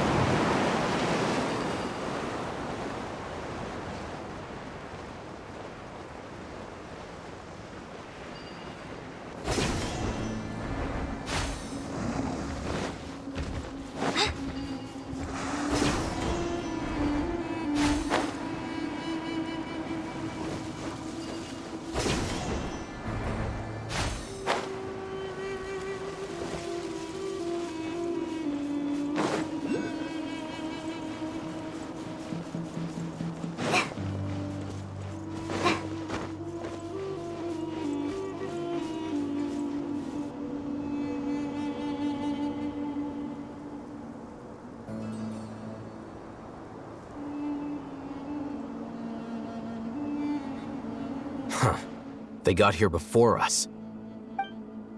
Uh-oh. Is it because Paimon overslept by 5 minutes and held everyone up? Is everything ready? Absolutely. Although, you brought fewer people than I imagined. Bring him over.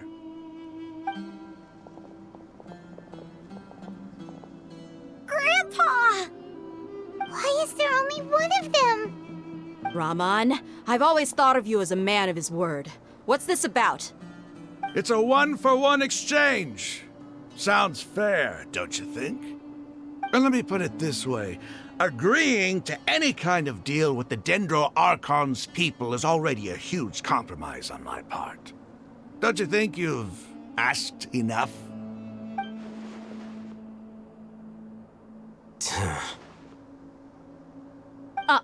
You stay right there!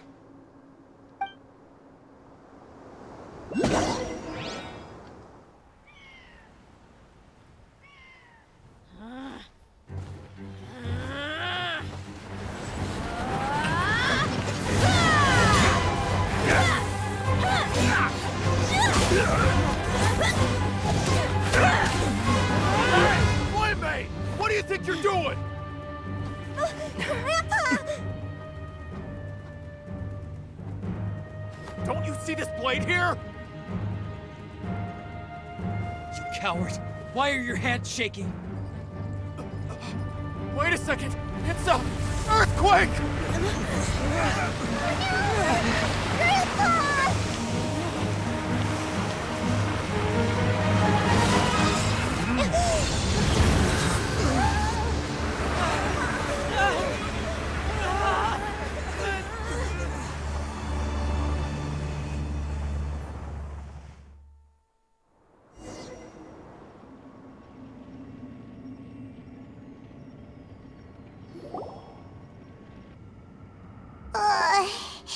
Paimon's dizzy.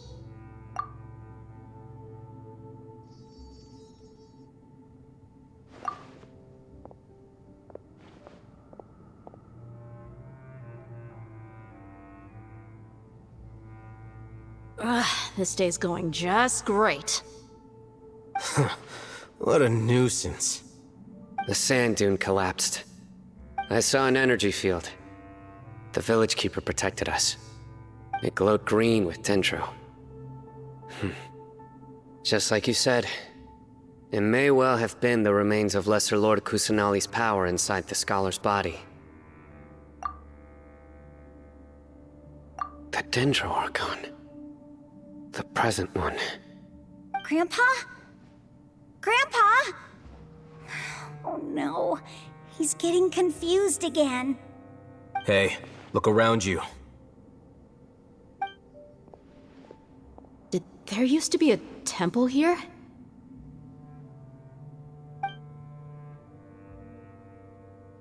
It seems that when the sand dune collapsed, it exposed these underground structures. The symbols on the gate belong to King Deshret's civilization. This structure must be ancient. Over time, the sandstorms completely buried it and left it in the state we see now. It could have been an underground palace in the distant past. Oh, a miracle. Praise King Deshret! What's he doing here? And his men too? They must have fallen down here with us. Pretty lucky if you ask me. Most of them seem in really bad shape. Except for him. He got off lightly. Mind your head. No, this isn't the time for conflict. Our exalted lord has shown us the way to his sacred palace. He's not actually gonna go in there, is he? As it happens, I want to take a look inside too. What are you doing?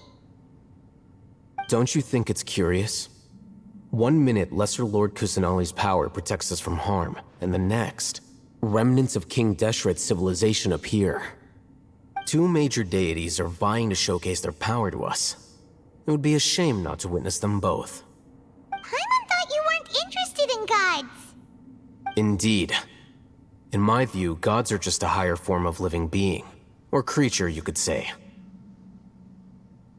New discoveries are always worth investigating. Whether they have anything to do with gods is neither here nor there. Rahman, what are you gonna do about your men? I'll just let them lay here. King Deshret will take care of his people. Right now, I'm going inside.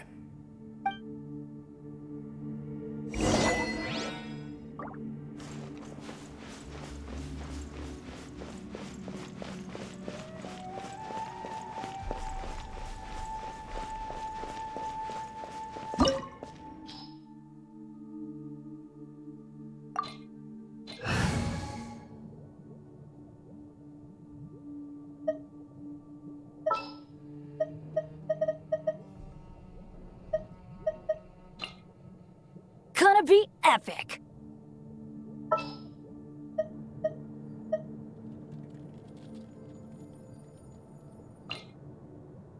What are my orders?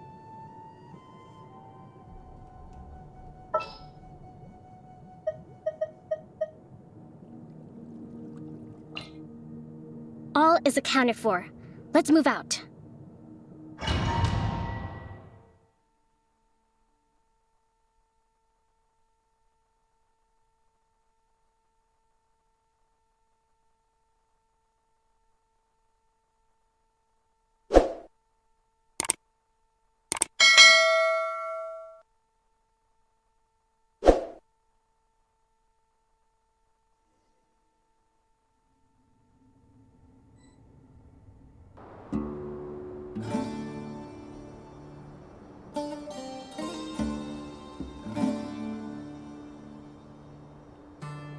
It's full of life here.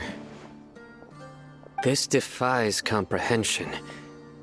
It looked completely desolate from the outside. Yet, it flows with energy inside. Yeah!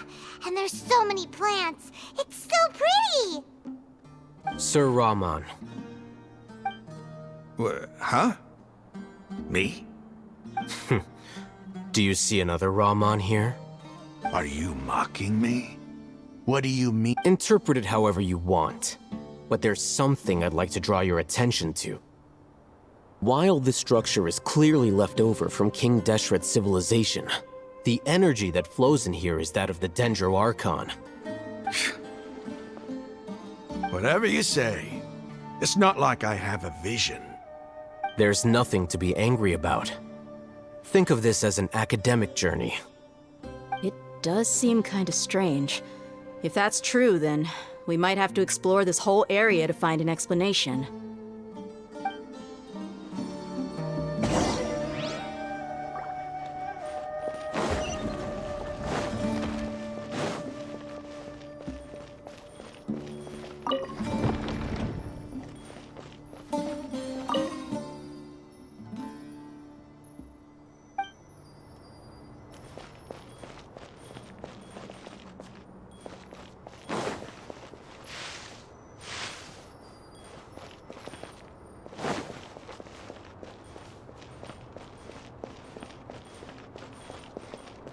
Next on the agenda...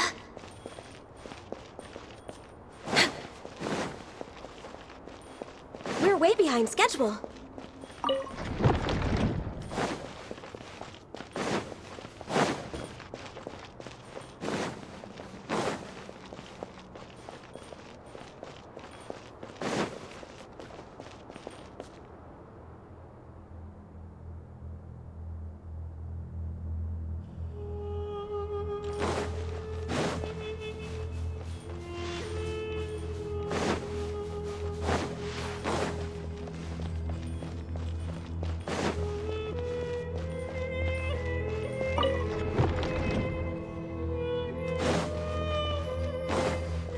Next on the agenda...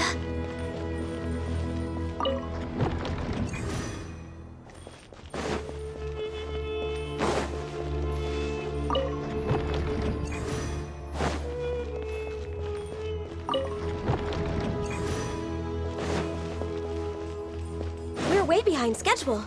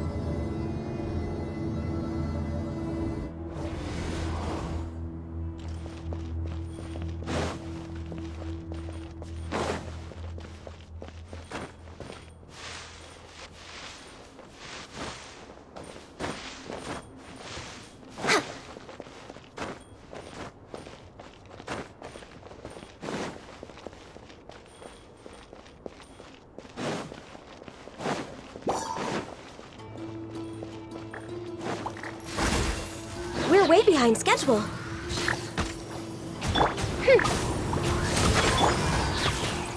All hail! Everybody stand back! Hold the line!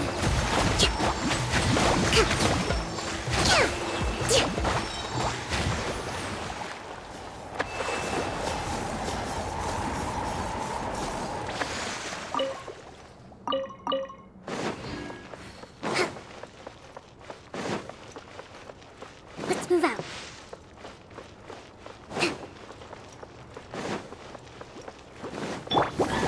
Midnight Phantasmagoria. No touching! Let's light it up! Allow me! A brash maneuver!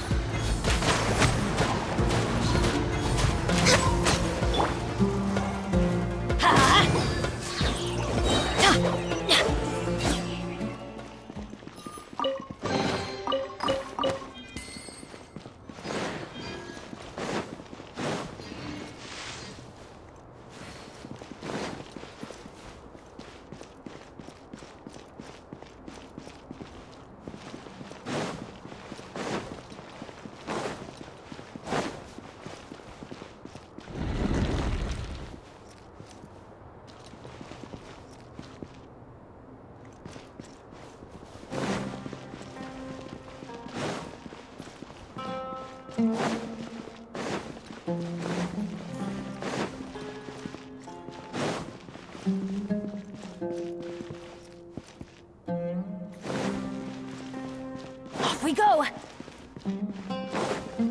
Adventure time!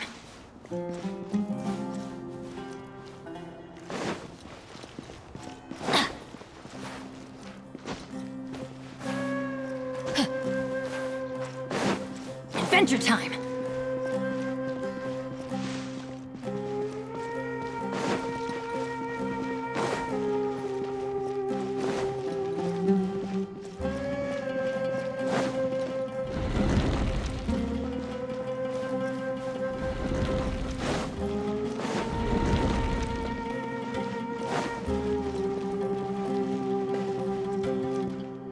Off we go!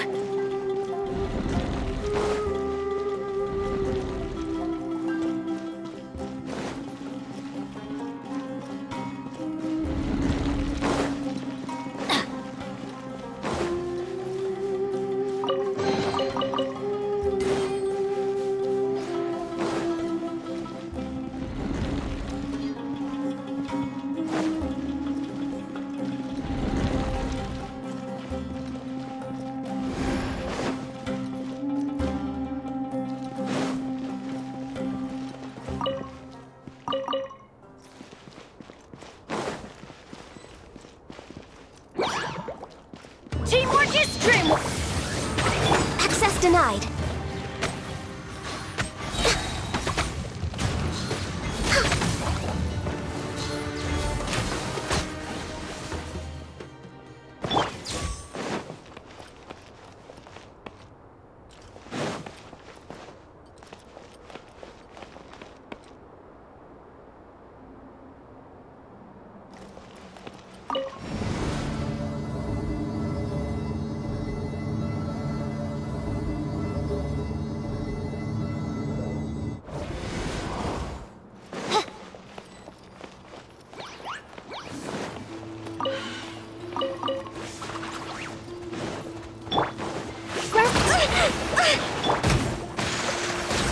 This is long overdue. By royal decree! I can fix this. Billowing surge! Let's move out.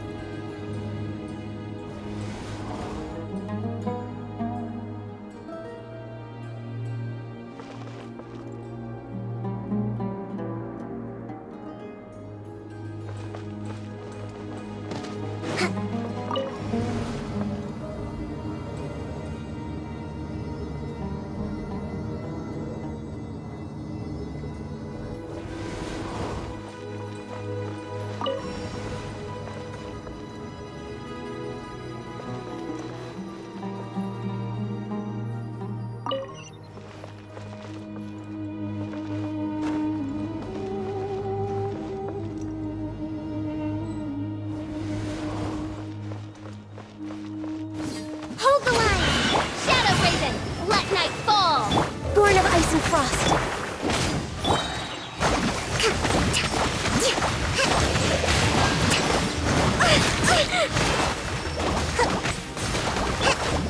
No touching. I'm going in! All hail. Oz, reveal thyself. Rest and rebuild.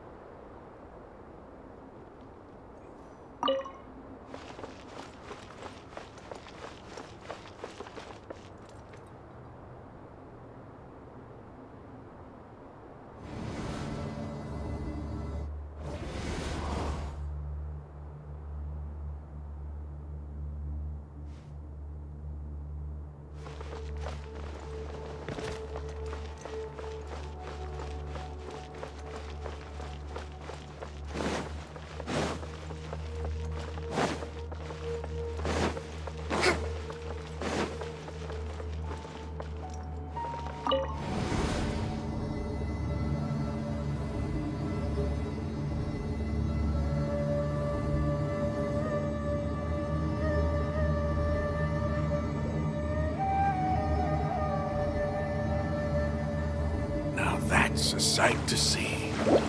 King Deshret's splendor surrounds us. There's so much vegetation here.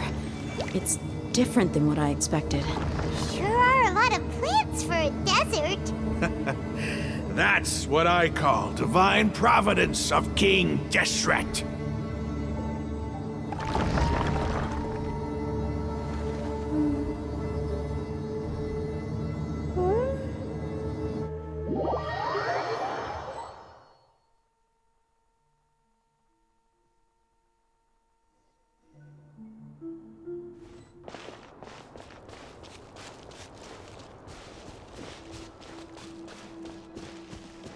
It's getting brighter! Oh, it looks so beautiful!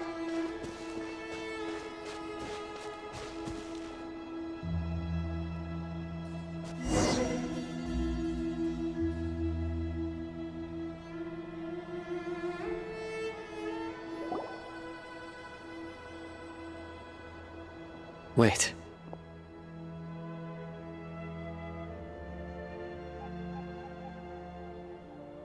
What's that?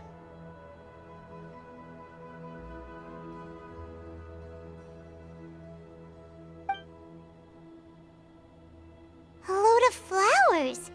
And it looks like there's something among them. These are King Deshret runes. They left something behind. Yes. It's an elegy written in an ancient script. What does it say? Here lies our faithful priest Kasala. His wisdom is a miracle among the people, deserving of high praise and admiration. You can read ancient King Deshret script? Of course. Every student needs to master at least 20 languages before they graduate. He's not serious, right? There's still something off about this place. The elemental energy here is too concentrated. The scent of life. Is it trying to tell us something? Is this it? Analyzing.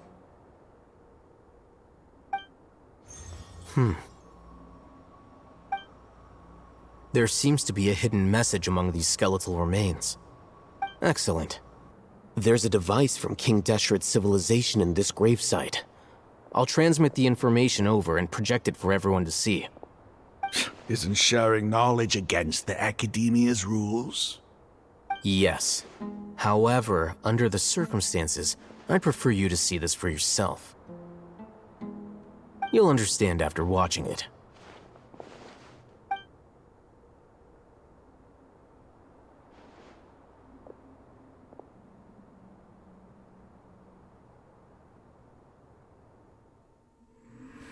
civilization is born of knowledge, but so too can knowledge be its demise. A disaster caught us unaware. It was knowledge that did not belong to this world. King Deshret brought this forbidden knowledge into our world, and it quickly spread like a plague. People's minds were filled with crazed whispers. Dark gray scales spread across their bodies. Even the land was stripped of its vigor. Only a desperate, deathly silence remained. Were it not for greater Lord Rukkhadevata from the forests, the damage would have been irreversible. She summoned the priests to build temples and infused into them the divine power of life. The disaster was miraculously tempered, and the embers of our civilization were preserved in Aru village. Alas, the miracle could not last. As long as forbidden knowledge continued to exist, it would forever blight this world. In the end, the proud king of the desert, my eternal lord, chose to sacrifice himself. I have spent my whole life since guarding one of these many temples. But now, my duty is coming to an end. As I close my eyes for the final time, the sight of that noble deity will appear in my vision once more. In helping King Deshret to eradicate forbidden knowledge, she exhausted her strength, and her form became that of a small child. How strange. Now that I think of her, I no longer have any fear of death, for I sense that the spirit of life will abide with me during my eternal sleep. Children of the desert, cling no longer to past grievances, but hold tight to the memory of this act of benevolence. What was that? The priest's memories. No, impossible. Greater Lord Rukkhadevata. So the... But this doesn't make any sense. The Dendro Archon's followers, they're clearly... Was that the former Dendro Archon? She became so tiny in the end.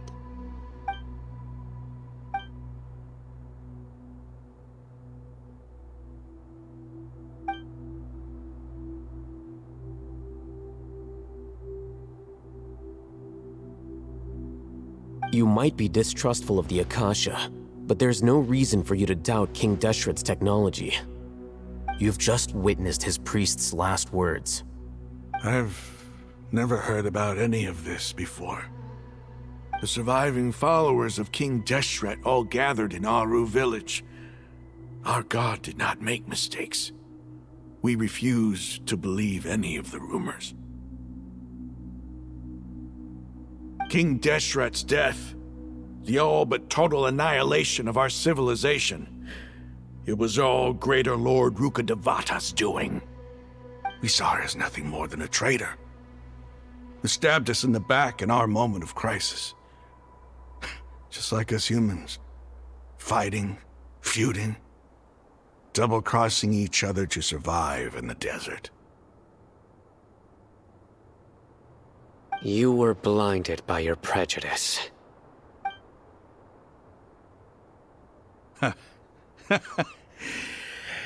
If I hadn't seen this for myself, if I hadn't witnessed his last words with my own eyes, ears, and heart, how could I ever begin to accept this? The truth is so far from what I've always known. Am I really supposed to believe that after all these years, all this time seeking revenge, suddenly now my enemy is my savior? Raman, that's enough. Give it a rest. You're starting to make a fool of yourself. Dia, tell me, my Aramites and I, What are we even fighting for?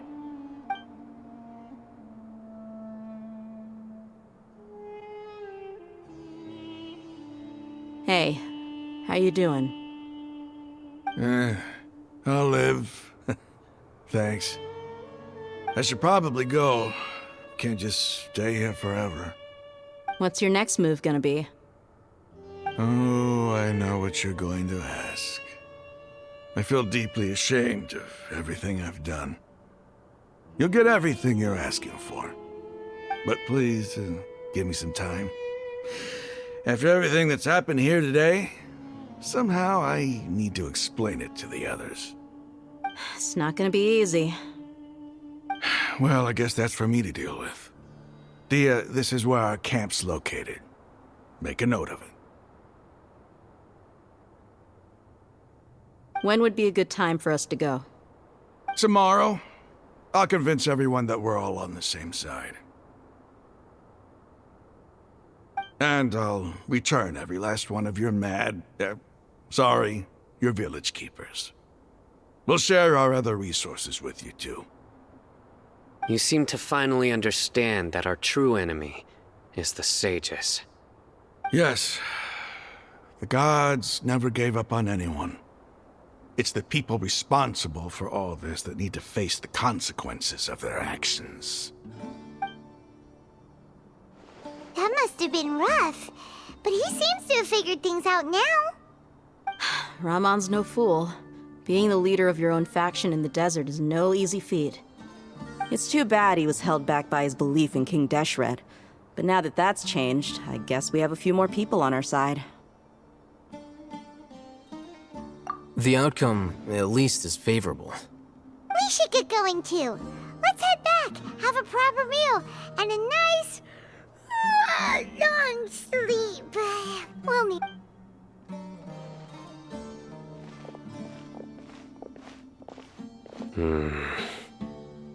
Sino, we're leaving!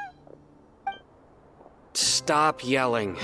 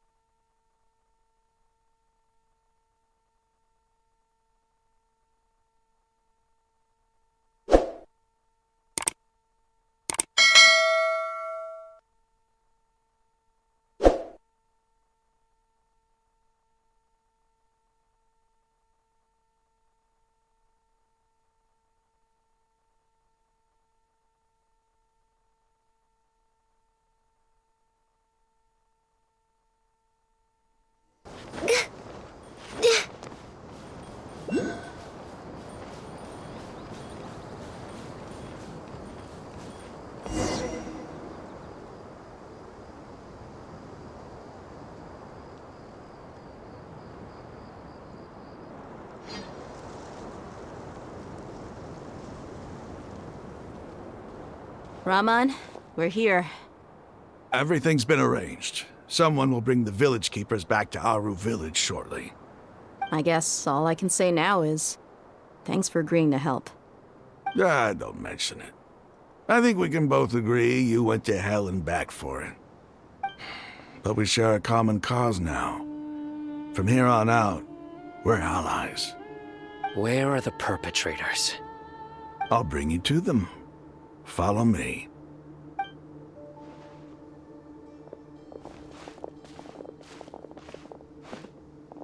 So these are the people who kidnapped the village keepers. Oh no, it's the scribe! There's no need to yell. No one can help you now. We've been all over the desert trying to find you! That's right.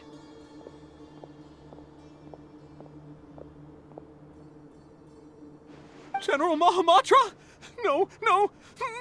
Make it quick, please! Swift and painless! Whoa. The moment they set eyes on Sino, they turned pale like they've seen a ghost! You should have known that I would be coming for you. Wait, we were just following orders. You know what I'm talking about, right? There's no way we could have done all this by ourselves. No, not Sino. He's gonna tear us limb from limb. I could do worse. Please have mercy. Start talking. Otherwise, I'll have to resort to other methods. So, your superiors have kept you quite busy recently. Why? What are they trying to accomplish? They wanted to extract canned knowledge. Don't play dumb. You know what I'm really asking. They extract divine canned knowledge. Then what? I really don't know how to explain it. Well, you better start talking or you'll be sorry! You don't want to make things any more difficult for yourself, do ya? Be my guest. Huh? Huh? Uh-huh. That sure didn't sound like a fancy metaphor or anything. You're serious, aren't you? How did you know? There's no use hiding it now. Yes, you're right. The Academia is working on an important and potentially world-changing project. They are creating a new god. A god that will belong to them and to the people of Sumeru. It may seem as if Sumeru's academics are thriving, but ever since the death of Greater Lord Rukkhadevata, scholarly breakthroughs have been few and far between. The withering of Irminsul has been getting worse recently. The sages have tried everything they could think of, but nothing's worked. I'm always hearing them say things like, if only Greater Lord Rukkhadevata was still with us. Continue. And then, someone from the Fatui showed up. They called him the Doctor. He brought a gnosis and said he wanted to borrow the Academia's research facilities. The Doctor was previously expelled from the Academia. At first, the sages looked down at him in disdain. But when he said those words, everyone's expression changed. He asked them, "Do you wish to create a god?" This is what the arrogant ignorance at the extreme end of academia looks like. First, the Academia spent a long time constructing a divine vessel, which was based on an exquisite humanoid puppet. After that, they harvested dreams via the Zeb-Zerus Festival Samsara, maximizing the Akasha's output. With the Doctor's help, and the Akasha now functioning at maximum efficiency, they were able to use it to extract the power from the Gnosis and convert it into a divine core. Next, they decided that their new god needed to possess divine wisdom. For that to happen, they needed a huge quantity of divine canned knowledge. It adds up. But how do you determine whether the knowledge extracted is of divine origin? Call it an educated guess? The Academia has been trying to figure out the exact source of the scholar's madness for centuries, but to no avail. Nobody can explain the cause of this phenomenon. Surely you can see what that implies, Scribe Al-Haytham. If it's knowledge no mortal can comprehend, then it must be something only gods are able to decipher. In other words, it's the source of the God of Wisdom's omniscience and omnipotence.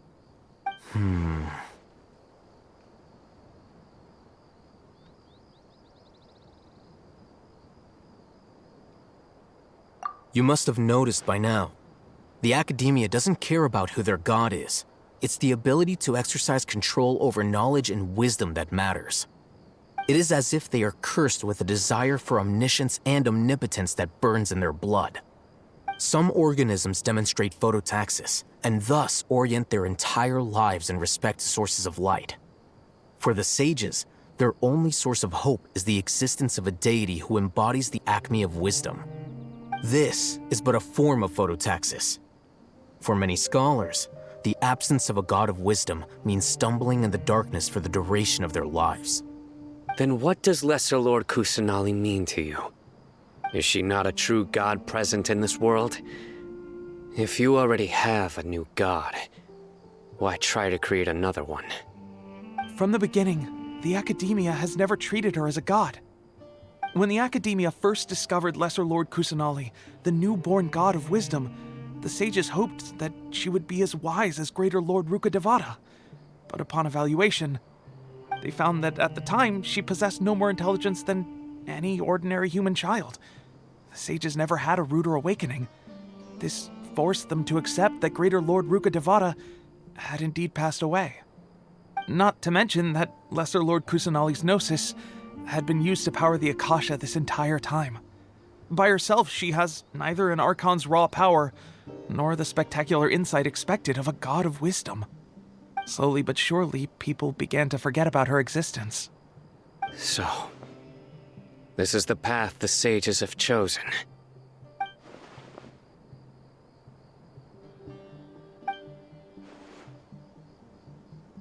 All right, let's try to keep our cool. If everyone's in a bad mood, then let's change up our scenery. Raman, give me a few men to help us escort the village keepers back to the village. And these 2 scholars, they're coming too. Sure, as you wish.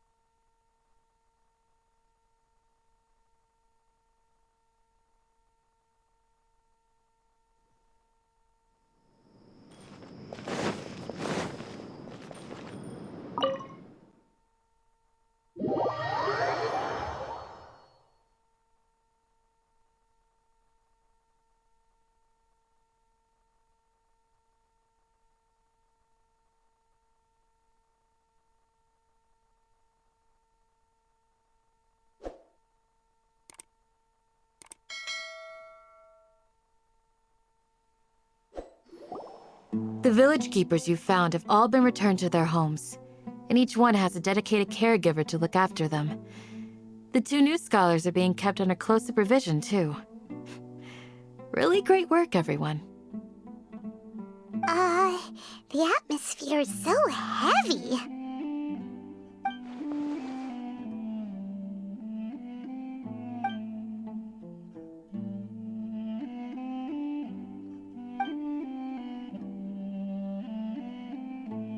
Hey! Say something! Stop spacing out! Come on, is there nothing left to talk about? In that case, let's all get some water and try to think about something else. Or I can go fetch some snacks. Oh, Paimon's so coming with you! Do you have any plans, traveler? Gods above, you're not talking about work, are you? So you were still withholding some information?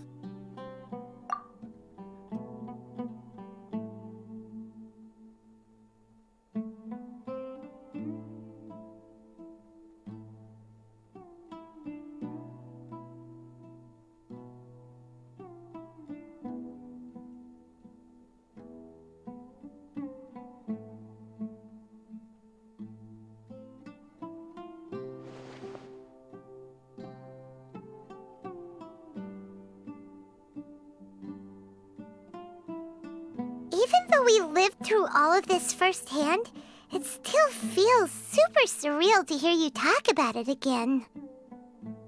What a whirlwind of a story. I felt like I was holding my breath the whole time.